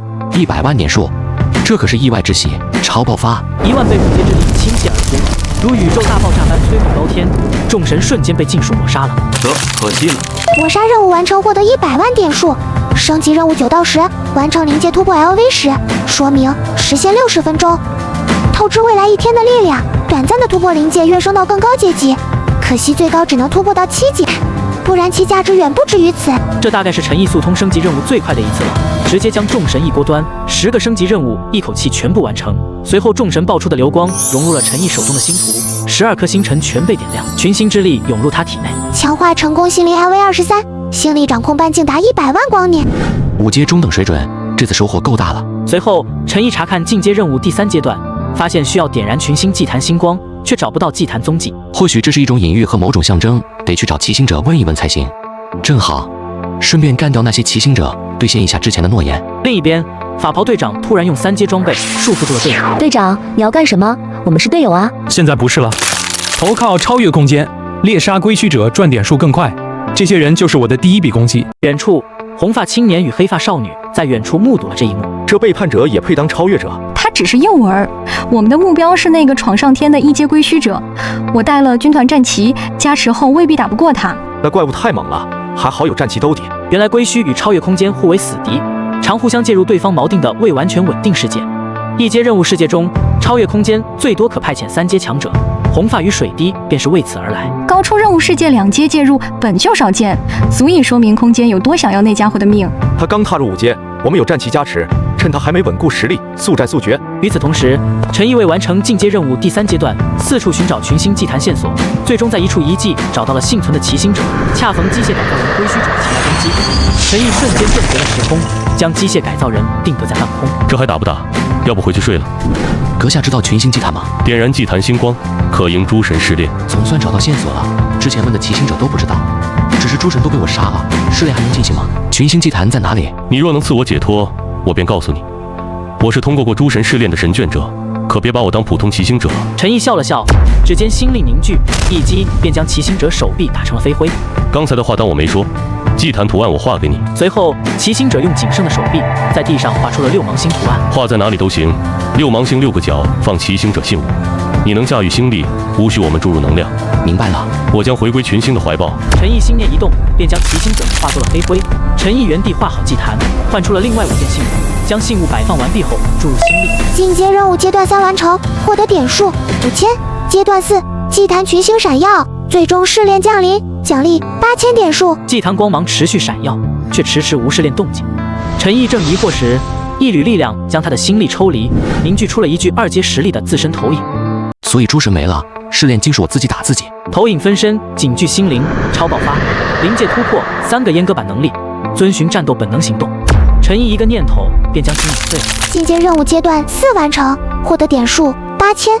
触发临时任务，身为此世唯一神，其响应归墟者的呼唤，为他们降下最终试炼。临时任务完成之前无法返回空间，时限1年，奖励1万点数。好歹有奖励，当个响应召唤的工具人而已。不过我的投影分身连3阶都能打，1阶归墟者怕是没几个能通过，他们自求多福吧。与此同时，超新星军团的闪光小队正在猎杀骑行者，闪光融合威龙后已有2阶中等实力，是小队的主力。闪光找机会出手，交给我。闪光一记能量冲击，将骑行者轰成了重伤，队友已趁机下手，总算解决了。3人的试炼信物凑齐了，我先来试试。好。闪光在地上刻出祭坛，放入信物并注入心力，祭坛光芒中凝聚出的却是一道熟悉的身影。这身影好像在哪里见过啊！烙印在灵魂的恐惧被唤醒了，还不等闪光反应过来，投影分身爆发的心力就将2名队友掀飞了。闪光，小心！闪光压下恐惧，一拳轰向分身，却见分身凝聚心力，姿态与记忆中陈毅的攻击如出一辙。共存在他意识中的威龙瞬间惊恐了起来。别怕，我现在更强了，未必打不过。能量冲击与分身的心力团碰撞，整座遗迹直接被夷为平地。分身发动临界突破与超爆发，战力瞬间飙升至3阶。这他妈的是1阶进阶任务试炼，打不过，快跑！跑不掉的，实力差距太大了，拼了！星兽形态紧了，闪光体型暴涨至100米高的星兽形态，刚要释放能量，分身的能量洪流已将他吞没，2名队友也被一波席卷了。到底发生了什么？此时，陈毅正站在深渊的边缘，法袍青年发现他后，起初想上前搭讪，看清背影后，瞬间僵住了。这不是将神明轰回高天的强者吗？怎么了？陈毅饶有兴趣地看着法袍青年，他知道这小子杀疯了，不少归虚者几经栽在了他的手里，具体动机尚不清楚。认错人了。陈毅的心力瞬间束缚住了法袍青年。你本想对我下杀手吧？动机是什么？他要么疯了，要么和超越空间有关。之前那个超越者说过，归虚者能转投那边。我没有恶意，真的认错人了。正当陈毅的注意力在法袍青年身上的时候，一点寒芒瞬息而至，水滴手持挂着星辰十字军战旗的长枪直取陈毅首级。识别到超越者，触发抹杀任务。抹杀任务，超越空间乃是归虚空间的敌对势力，超越者皆为死敌，请务必将面前的超越者悉数抹杀。任务奖励2万点数。原来你们是超越空间的人，简直是送上门的点数。水滴挺枪直刺，法袍青年被当场洞穿，尸骨无存，长枪却在陈毅身前停滞不前了。红发对陈毅发起攻击，然而陈毅都没动，红发手中的武器就寸寸崩裂开来。我的刀，他居然没死，这威力明明能斩4阶。不对啊，就算不死也重伤了。不，他不是4阶，是5阶。陈毅抬手凝力，水滴与红发瞬间激活替死假人，草人替他们被爆成了粒子。而后2人连忙远遁在千里之外。水滴战枪，呵，想跑？问过我了吗？陈毅瞬移而至，直接让2人飞灰烟灭。妈的，真是5阶！是5阶。抹杀任务完成，获得点数2万，点数余额1058600。这俩3阶超越者比之前战神区的那位弱，奖励也少些，不过聊胜于无。1年后实现到达，陈毅的临时任务与进阶任务都进行了同步结算。临时任务完成，获得点数1万。进阶任务完成，点数余额1068600，当前阶级2阶。陈毅取回藏在普朗克魔的根源核心，返回了归虚空间。心灵 LV23强化要300万点数，临界突破还不能强化，这些点数先存着，性价比才高。这时，中央广场上的大屏幕正在播放军团大战。这是谁跟谁在打？雷霆军团对星辰十字军，超越空间又来搞事，这次动静大了。结果怎么样？雷霆军团损失惨重，但星辰十字军也没占到便宜，毕竟是归虚顶级军团。陈毅想打探超越空间情报，便买了平板登录情报论坛，发现上面全是攻略与情报，甚至有关于背叛者的说明。这类超越者无法被空间识别，不会触发抹杀任务。难怪法袍青年没被系统标记，原来他是背叛者。归虚和超越空间互相捅刀，还掺着内鬼，独狼确实危险。随后，陈毅用1顿酒从络腮胡老哥火药口中换得了更多情报，对方顺势发出邀请道：“加入我们军团吧！虽比不过顶级军团，但情报和福利都不错，比独来独往安全。”谢谢，我还是更喜欢一个人。该主页了，随时找我，军团正缺人呢。好。陈毅在空间休息数日后，才返回蓝星宇宙，与伽马继续横渡星空。此时心灵猎手的威胁如悬顶之剑，让他倍感紧迫。我杀了个5阶猎手，下次来的可能是6阶甚至7阶。没摸清这宇宙的力量上限前，我只能疯狂攒积分变强。为快速获取锦标商城积分，陈毅与伽马无差别讨论清晰。积分提示：获得积分5000，获得积分2万，积分余额95亿。殊不知，遥远的宇宙与虚空夹缝中，几道意念波动正在交织。银河系出现2个星灵，5阶猎手已死。他们在彗星系攒积分，妄图抗衡我们，不能再放任成长。盖亚意识的命令，这个宇宙不需要星灵了，我亲自去。正好打发时间。赤钢刀斩裂空间，白发男子星痕踏入宇宙，直奔陈毅而去。此时陈毅正在毁灭星系，危险感知突然刺痛起来。来了！陈毅立刻打开信标商城，盯上了7阶商品统一力形态，却被价格劝退了。4篇传承各要2500亿，现在我的95亿连零头都不够，先专注保命。反正根源核心早扔普朗克魔了，死不了。就在这时，巨大斩击骤然撕裂了空间，伽马猝不及防吸进了裂缝。尼玛！陈毅的时空屏障挡住了攻击，临界突破。陈毅瞬间触及6阶门槛，战力也跃升至了星系团级。而白发男子也现身了，竟是曾在蓝星险些斩杀他的星痕。星痕，缘分啊！蓝星一别，没想到再交手是这局面。我说过我们会再见的。二人瞬间激战在一起，陈毅一拳击溃斩击，星力爆发，将上千万光年的星系尽数毁灭了。星痕实力也不错，砍下了陈毅一条手臂。好强！你是第一个能跨越时空屏障上我的人。这时，陈毅强大的恢复能力得到体现，被斩下的手臂立刻又重新接回了伤口处，根本看不出半点伤痕。你也不差，我好久没遇到势均力敌的对手了。陈毅没多说废话，直接抽干千万光年内的星力，超爆发，万倍威力的攻击与星痕跨越因果的一刀同时命中对方。陈毅被打成了基本信息，星痕则被超级型黑洞吞噬了。然而，陈毅借死亡进化不断复活强化，星痕也在黑洞中挣扎，最终展开黑洞踏了出来，只是气势已然落于下风。再打我会输，这水晶送你了，能掩盖心灵波动，猎手会当你死了。什么意思啊？我得给盖亚意识交差，送你个人情。另外，别再毁星系了，盖亚意识会亲自下场，那可是宇宙级力量。我们没熟到这份上，你目的是什么？我不爽盖亚意识很久了，你潜力大，以后说不定能跟我一起干翻它，这理由够吗？这宇宙的盖亚意识诞生智慧了，低调发育，别逼他出手。星痕离去后，陈毅打开信标商城查看积分，离错期统一力形态还差4000多亿，看来以后还是只能用回老办法，只收割5光年内的信标持有者，低调攒分。陈毅连忙用星力创造新银河，将太阳系放入其中加速时空，随后便转身离开了。此时蓝星中，一头鲜红鳞甲的凶兽悄然飞出，踏入了另一边，伽马被传送到虚空境地，一壮硕老哥将枪塞给了他。欢迎来到虚空境地，准备战斗。什么情况？伽马惊奇地发现，眼前有一道巨大裂痕，宛如宇宙被撕开了一个口子，外面的虚空能量在暴涌而入，而伽马只能十分被动地加入了战斗。1个月后，陈毅的积分涨到6237亿，归虚空间的30天休息时间也结束了。2阶锚定任务刷新，任务类型锚定任务，任务难度2阶。随后，陈毅降临在了一个生机蓬勃的现代化世界。这是东部特区主线任务阶段1，这是一个由虚空能量主导的世界。若想要探寻到这个世界的危机以及秘密，请务必先掌控虚空能量。任务奖励1000点数，升级任务1，登临魔神之位，进度达到10%，必中一击选项提升1个等级。恭喜获得随机能力，必中一击，等级 LV1。说明每一次的攻击都拥有1%的可能性触发必中效果。因果类能力，中原世界的必中之剑，星痕的因果一刀都极强，等触发概率拉满100%，配上我的数值就是无敌。这时，一辆黑色商务车急刹停在了陈毅面前，2名男子下了车。抱歉，先生，时间紧急，只能用这种方式请您走一趟，还请见谅。说完，男人递过印着东部特区原氏重工的名片。与此同时，0点精英学院内的金发女性挂断通话，满脸不爽。哥，又晚了一步，错失一位人才。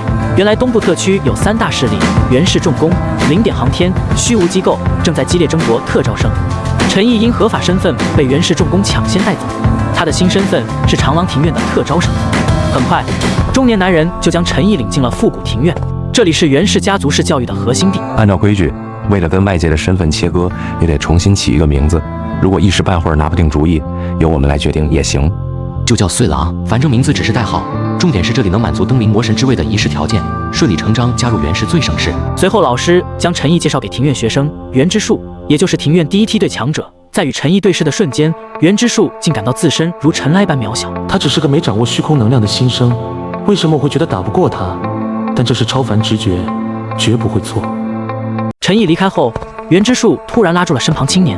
学长，你觉得这个新生怎么样？名字好奇怪。原之树无语了。与此同时，陈毅在这里生活的毫无压力，因为这里的学生最高才2阶，他便专心的开始掌握虚空能量。星力虽强但有局限，虚空能量才是真正的无处不在。我体表就出现了一道道电路般的虚空回路，焕发着紫色的光芒。主线任务阶段1完成，获得点数1000。主线任务阶段2，叙事是这个世界一切力量的基础，在基于虚空能量的基础上，构建出你的泛用叙事组。任务奖励2000点数。叙事是虚空能量驱动的术士，陈毅以心灵的本质，轻松组合出了复杂叙事组。袁之树在一旁悄悄旁观，终于按捺不住上前问道：“这是你的叙事，我能试试它的威力吗？放心，我会全力防御的，不用担心伤到我。你想试试？非常想。好吧，满足你。” 3秒后，一声轰鸣声响彻了整个庭院，袁之树狼狈地倒在地上。怎么回事？他调动的虚空能量规模根本不是新生该有的水平。主线任务阶段2完成，获得点数2000。主线任务阶段3，传说中这个世界存在10位具备无上伟力的魔神，悄然中，这个世界已因魔神之力危在旦夕，还请务必查明原因。任务奖励4000点数。阶段3有些麻烦，陈毅用虚空能量覆盖全球探查，却未发现异常。他转而推进升级任务，登临魔神之位需10步1事。第一步是获得魔神刻印，而袁氏正为此筹备千年。深夜的庭院中，陈毅正在翻看魔神刻印的古籍。袁氏族长袁素一突然来了：“今世之彩当有特权，你有资格接触这些。穗郎想登临魔神之位吗？”原来袁素一早已察觉陈毅隐藏的恐怖力量。条件呢？以袁氏之名登神，袁氏举全族之力助你完成一事。好，反正名义而已。我要的是力量和任务奖励，袁氏想要虚名尽管拿去。午夜仪式启动，袁氏长老们发动叙事，紫色魔神刻印出现在了陈毅的手背。如此，陈毅获得了魔神刻印，拥有了加入后续仪式的资格。升级任务1完成，必中一击升级至 LV2，说明攻击触发必中概率提升至10%。按这触发概率增幅，必中一击到 LV11就能100%触发。不过登神仪式得抓紧推进了。岁月不饶人啊，后续仪式我会安排。庭院和袁氏的力量你随意调用。接下来该选一世巫女了吧？巫女需你亲自挑选，只有你有资格决定。几日后，0点精英学院的德里克猛地冲进庭院，恰好撞见陈毅带队经过，袁之树竟跟在其身后。袁哥，你怎么在他身后？一旁青年连忙按住了想要上前的德里克。这是袁自己的选择，穗郎身上有他认可的东西。穗郎，我之前没见过这个人，刚入学没几天的新生。新生凭什么让袁哥追随？袁哥可是我的偶像和劲敌，我一定要试试这穗郎的成色，看他到底有什么本事。想到这，德里克生气地离开了，而陈毅正为登神仪式第2阶段挑选巫女做准备。很快，东部特区各登神势力都齐聚在了县市馆，这里将是陈毅与其他候选者的首次碰面。袁氏的人来了。陈毅踏入场馆，虚空能量自发向他汇聚，淡淡的压迫感瞬间笼罩了全场。好强，他就是袁氏的登神人选，这存在感绝非寻常2阶。可以开始了吗？各位候选者，请展现刻印之阵。陈毅、奥斯塔等人同时抬手，手背竟浮现出各异的魔神刻印。此时场馆外传来爆炸声，雷光劈倒了一名警卫。亵渎魔神者，当受天诛。食神教是信仰10大魔神的激进教派，此次突袭旨在铲除所有登神人选。骆长空混在教徒中，趁机溜出了县市馆。疯子才掺和这种麻烦事。随后，一名超越者随教徒冲进了场馆，仪式竟被迫中断了。食神教居然敢闯县市馆！识别到超越者，触发抹杀任务。抹杀任务，超越空间乃是归虚空间的敌对势力，超越者皆为死敌，请务必将面前的超越者悉数抹杀。任务奖励15000点数。刚要选巫女就来活了，15000点数正好补充库存，这波不亏。保护巫女们。虚无机构负责人虚空能量一闪，附近食神教教徒尽数倒在了地上。尽是些不堪一击的货色。先杀毒神者。雷光直扑奥斯塔与李维斯，却忽略了刚取代袁氏原候选人的陈毅。袁之树神色紧绷，转头询问陈毅道：“要不要先离开？”不用。这时，一名食神教教徒竟被身边的同伴克洛伊杀了。原来他是归虚背叛者，已转头超越空间。随后，少女正打算继续暗中猎杀归虚者，却在不经意间看到了陈毅，顿时愣在了原地。那道身影，是我追寻的信仰。当年废墟之上，他如神明降临，我耗尽资源感知他的踪迹，哪怕转头敌营也要变强。终于再次遇到了。克洛伊与陈毅目光交汇的刹那，陈毅手背的魔神刻印竟骤然发光，未等他选择，径直落在了克洛伊额头。全场瞬间震惊了，杀了那个巫女。食神教的信徒们不顾一切地朝少女冲过去，然而下一刻却都爆成了血雾，唯有克洛伊安然无恙。抹杀任务完成，获得点数15000。你叫什么名字？克洛伊。走吧。说完，陈毅就带人离开了，克洛伊也连忙紧随其后。此时，李维斯望着消失的血雾，神色很是凝重。他的实力很强，跟他争魔神之位，我们一定会死得很惨。陈毅一招灭敌的消息很快传遍了整个东部特区。此时，食神教的某据点内，主教正商议着对策。反毒神者皆应降下裁判。主教刚点头，雷霆就从天而降，据点瞬间被夷为了平地。讨厌麻烦，不如顺手将找麻烦的势力扼杀在萌芽中。与此同时，回到元氏庭院的克洛伊连忙向陈毅坦白了所有经历。从归墟到超越空间，我只为追寻您的踪迹。我知道自己跟你不在同一批次中，才投奔超越空间的。只有这样，我才能快速地拥有超越当前阶级的实力。从今天开始，你就是我的巫女，我后续的登神仪式都由你负责。我绝不会让您失望。元素一却担忧克洛伊的食神教出身，陈毅直接道：东部特区对他出身的意见，元氏来摆平。好吧，这不是问题，有实力才敢这般霸道，这才是未来魔神该有的气势。登神仪式共10步，前2步已完成，第3步浴血之证为候选人厮杀，改到7天后开启。另一边，食神教有3位主教被灭口后，紧急在意识空间开会道：我们被窥探监视了，肯定是元氏那小子干的。3位主教连人带据点被端，他实力太诡异了，对他的异端裁判暂缓。东部特区自有人会对付他。就这样算了，他可是毒神者，元氏风头太盛，0点学院、虚无机构早是他围眼中钉，不用我们动手。7天后，陈毅继续参加登神仪式。此时，雷霆军团的骆长空与同伴在理事馆外埋伏，欲混进登神仪式，搜集魔神线索。来了，是元氏的人。陈毅一行人刚到，叠加太研究所的候选人弗朗西热情地上前打招呼，却被陈毅无视了。弗朗西笑容僵住，竟拿出刀来要杀陈毅。弗朗西，你干什么？袁之树连忙挡在陈毅身前，而陈毅全程都没有回头，径直走进了理事馆。太弱了，你还不值得他出手。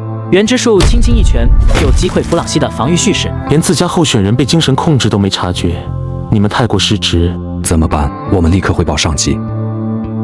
另一边，骆长空目睹全程，极其的震惊。好强，一个助理都这么离谱，看来元氏的候选人穗郎实力恐怕恐怖到无法想象。有人成功混进去了。走，这里防御太严，我们没必要冒险。弗朗西被杀的消息迅速传遍各方势力，众人纷纷拔高对陈毅的评估。理事馆内，陈毅到场后，其他候选人都倍感压力。袁氏在馆外干掉了弗朗西，是陈毅的助手袁之树干的，一击就解决了。碰到陈毅，有多远跑多远。不是陈毅本人，是他助理，但陈毅只会更强。我只求别死得太惨。仪式很快开始了，各位候选人，请展示魔神刻印、现世改造之术。起！众人抬手亮出刻印，庞大叙事瞬间将所有人都卷入了空荡都市。浴血之阵，以血正道，活到最后者继续。下一秒，陈毅站在了空荡大街上，一阵风吹过，奥斯塔正面撞上他，躲无可躲。该死，躲不掉，只能拼了。我这顶级2阶全力一击，至少能让他出点血。蓄势154，蓄势276，蓄势411，冲击震撼贯穿。数百个泛用蓄势凝聚成骑士长枪，携狂暴能量轰向了陈毅。然而陈毅仅凭动念就斩获，如潮水般碾压而去。这什么鬼？强光闪过，奥斯塔竟被瞬间秒杀了。李维斯及其他候选人也同步失去了意识。此时理事馆内，现世改造之术的叙事组突然崩裂开来。怎么回事？下一秒，空间如玻璃般破碎开来，陈毅神情淡然地从中踏出。除袁氏之外，其余候选者无一生还。全场瞬间死寂，虚无机构负责人盯着陈毅的背影，眼中满是叹息。他的力量太惊人了，要是能研究一下就好了。浴血之证结束后，陈毅的升级任务同步完成了。升级任务3完成，必中一击 LV4，攻击必中概率30%。必中一击在高端局才有用，能破空间躲藏内能力，这30%概率很关键。深夜，克洛伊在意识空间中竟遭遇了黑雾蛊惑。你渴望力量吗？你渴望成为神明吗？任由黑雾无论如何蛊惑，克洛伊的眼神依旧澄澈，心中的信仰与忠诚坚定到黑雾都无可奈何。月光下，一名白衬衫青年现身了。这姑娘真是死脑筋。这时，陈毅的危险感知被触发了，这股5阶气息瞬间让他警觉起来。魔神，我只是人类，准确说是魔神代行者。魔神无法直接降临，我是来和你做交易的。话音刚落，陈毅就催动了超爆发阵，5阶顶级10000倍力量瞬间凝聚起来。死之前留句遗言吧。等等，有话好好说。我是来给你建议的。第7魔神最弱，登神时可以优先抹杀他。陈毅不为所动，直接发动了攻击。今年仓促反击，却还是被直接抹杀了。危险感知不会骗人，这人有敌意就该杀。不过魔神们无非是打不过就卖队友，正好我本就打算把他们全都解决了。需要追击余党吗？不用，回去吧。浴血之证仅剩陈毅一人。第2天他便直接进入虚无机构的地下封印设施，挑选唯一叙事。唯一叙事具备唯一性，效果特殊，你可以任意选择能驾驭的。封印空间内，10道唯一叙事悬浮在半空中。陈毅直接锁定了幸运叙事，其蕴含的因果干涉潜力让他眼前一亮。这不是单纯的运气，是能干涉现实因果的种子，潜力巨大。陈毅握住幸运叙事，其瞬间融入了体内。他转而看向其他叙事，任意选择，是不是意味着我能全部带走？理论上可以，毕竟没有其他候选人争。随后，陈毅将10道叙事尽数收入了囊中，只留下幸运、炼金、怪诞、魔女4道，其余6道他没看上，便扔进了随身空间。正好回去就给卖了。恭喜获得能力：幸运叙事、炼金叙事、怪诞叙事、魔女叙事。陈毅以幸运叙事为核心，用数十万泛用叙事将4道唯一叙事组合了。恢宏的叙事结构瞬间让虚无机构负责人震撼了起来。这是合而为一，检测到可合并能力，能力合并完成。掌握能力，因果逆转，说明可逆转自身即将发生的因果。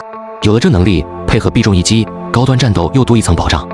按照灯神仪式的步骤，浴血之阵后是唯一叙事，唯一叙事后是根源叙事，根源叙事后是概念叙事。因果逆转这个概念级别的叙事以出乎意料的方式诞生。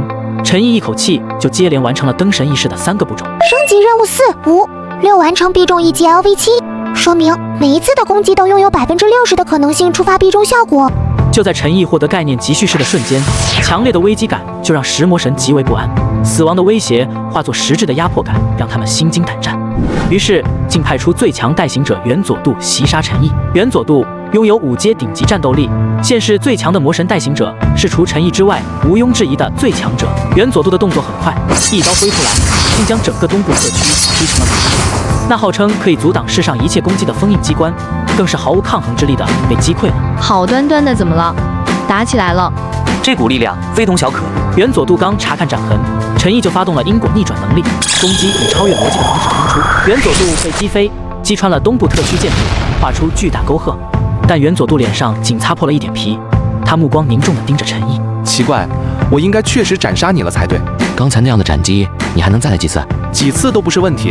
元佐度以光速斩出一刀，刀光竟好似能打破时空，正好用它触发死亡进化，提升实力，那真的是太好了。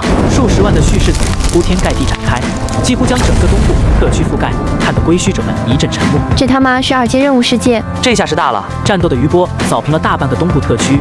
元佐度那手里的那把刀，像是能展开世界一样，势不可挡的斩击将空间切成无数碎块。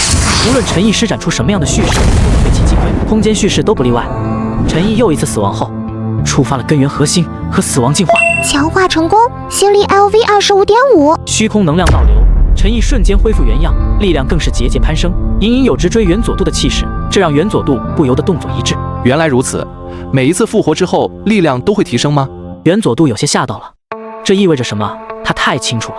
这下我打也不是，不打也不是，怎么办啊？封印类的招式我又不会。元佐度对陈毅的死亡进化忌惮不已，陈毅则不需要考虑那么多，这是场厮杀，不是你死就是我亡。随后催动了虚空能量，元佐度瞬间被压跪在地。这是什么力量？陈毅并不予以回应，施展出杀手锏超爆发，万倍威力倾泻而出。还不动手吗？千钧一发之际，8位魔神代行者现身，联手施展封印术。久远封印之术。封印之术一举将陈毅与超爆发的能量从这方空间隔绝出去，随之直接将陈毅放逐到了不知道什么地方去。嗨，你们太慢了。不管怎么样，好歹是赶上了。久远封印之术太麻烦了，既然知道敌人棘手，我们要准备的万全一点。8位魔神代行者联手施展久远封印之术，可是前所未有。这待遇算是给陈毅拉到顶哥了，毕竟已经栽了一位代行者在他手里，其他人不得不谨慎。要不是陈毅的威胁太大，这些信仰不同魔神的代行者也很难联手起来。这是破天荒的头一遭。好在准备的是封印术，没想到那小子每死一次，居然都会变得更强。如果准备的是强力的抹杀之术，那就完蛋了，只会给对方提供变强的养分而已。咱们距离团灭只差一点。谁能告诉我他是什么来头？代行者们面面相觑，皆是对陈毅一无所知。要不是所有代行者一起联手，元佐度这个现实最强已经死了。更令人难以置信的是，陈毅不是代行者。这让他继续成长下去的话，说不定真能登临魔神之位。不怪魔神们要不惜一切代价将他除掉。杀是真的杀不死，只能将他给流放到别的世界去了。有一件事，袁氏一族和他的巫女目前尚且下落不明，我们找遍了都没能发现他们的踪迹。这话一说，大家顿时就感到了不安。这时，空间猛然撕开一道间隙，一道熟悉的身影缓缓浮现了出来。带行者们瞬间吓得脸色一白，连魂都要被吓飞到9天之外去了。怎么可能？久远封印之术失效了，绝对不可能！实际上，并非是久远封印之术失效，陈毅压根就没有被封印放逐。在被封印流放之前，他就已经进入了普朗克魔。一直以来，普朗克魔生命体都天克空间系的封印和流放，除非陈毅束手就擒，否则空间系的封印和流放措施对他几乎无法奏效。他给了带行者们一个天大的惊喜。各位继续啊，要么你们一起干掉我，要么我将你们全部干掉。闻言，一位带行者就被吓得连连后退。开什么玩笑？封印术无效，杀又杀不死，打又打不过，这根本没法打。这种战斗根本没有半点胜算与活命的机会，这回完蛋了，100%是死定了。这时，元佐度支撑着强弩之末的身体站了起来。不管怎么样，坐以待毙都不是我的性格，就算是死，我也要堂堂正正的战死。战斗以陈毅的又一次复活落下帷幕，东部特区被陈毅留下来大半，灯神仪式还要在这里继续。然而，东部特区之外的地区已然千疮百孔，包括元佐度在内的9名魔神带行者全部被陈毅彻底抹杀。强化成功，心灵 LV27。教宗手中的权杖掉落在地，只见其脸色苍白，浑身颤抖不已，面露惊恐之色，一个劲的喃喃自语：死了，全都死了，10位魔神带行者全死了。消息传开后，魔神教派与诸多信仰魔神的结社瑟瑟发抖，所有人都明白，现世迎来了真正意义上的最强者。德里克站在东部特区的废墟之上，看着眼前惨烈无比的战场遗留痕迹，心中的震撼无法言喻。这就是元哥追随他的原因吗？原本我还想着看看陈毅有没有资格获得元哥的追随，却没料到居然会以这样的方式，直观地体会到了那人的力量。与此同时，几个超越者站在顶楼之上，眺望着东部特区的废墟。为首者是一位少年，他对此心惊不已。明明只是一个2阶任务世界，为什么这些天花板会莫名其妙地跳出来？谁知道呢？元氏的碎狼要去接触一下吗？喂，别作死啊！我总感觉那个碎狼有些奇怪，别去招惹他，也别跟灯神仪式扯上关系，有多远离多远，万一魔神真的降临了，那就好玩了。与此同时，4大特区的隐藏力量终于现身，不过他们并没有跟陈毅发生任何接触，他们只是出来收拾残局和烂摊子的而已。一群4阶面对千疮百孔的星球，头疼不已。这回闹得可真是太大了，4大特区外的普通人也目睹到了这场战斗，波及的范围相当大，所幸好歹没将这颗星球给打爆。各位开始吧。随着隐藏力量的介入，他们开始用根源级叙事篡改普通人的记忆。几分钟之后，战斗的痕迹尽数恢复原样。4大特区外所有的普通人都失去了对超凡册的一切记忆，将刚才那一场战斗的记忆忘得一干二净。这下好了，唯有4大特区之内的人完完整整地保留了这份记忆与经历。各位回去吧，继续蛰伏。毕竟我们唯一的使命就是维护现实的稳定，一般情况下用不着我们出手。陈毅也看到了这些隐藏力量做的事情，干涉现实、修改记忆、高级叙事的力量吗？可这是重置粒子位置的伪概念力量，我要的是真正篡改因果的能力。随后，陈毅唤来元氏一族与巫女克洛伊，催促推进灯神仪式。这时，陈毅相继完成2个升级任务。升级任务7、8，完成必中1级升级至 LV9，触发率80%。随后是灯神仪式第9步，通过巫女呼唤一位魔神降临现世。紧接着魔神的降临，陈毅需要亲手完成第10步，是杀魔神，取代魔神。这时克洛伊在祭台上呼唤魔神降临，突然苍穹的闷雷滚滚，魔神威压进了席卷的全场。魔神降临了，千万别把星球炸了！魔神刚显露面貌，陈毅便触发临界突破超爆发，从5阶顶级水平提升到了妥妥的6阶，1万倍的力量果断倾泻而出。只有6阶实力，比心很弱，完全能打。陈毅力量轻点而下，不给魔神反应机会，一掌呼在对方脸上。蝼蚁单干。说完，魔神竟瞬间灰飞烟灭了。至此，陈毅的升级任务全部完成。升级任务9，10完成，必中1级达到 LV11，触发率100%。虚空恩赐降下，陈毅正式成为了虚空魔神。心理LV30。这就是虚空魔神的力量。成为魔神之后，我就无法再逗留在现世，得前往虚空了。现世就交给你们了，我去虚空解决剩下的魔神。明白。请放心。说完，陈毅身形便融入了虚空，彻底消失。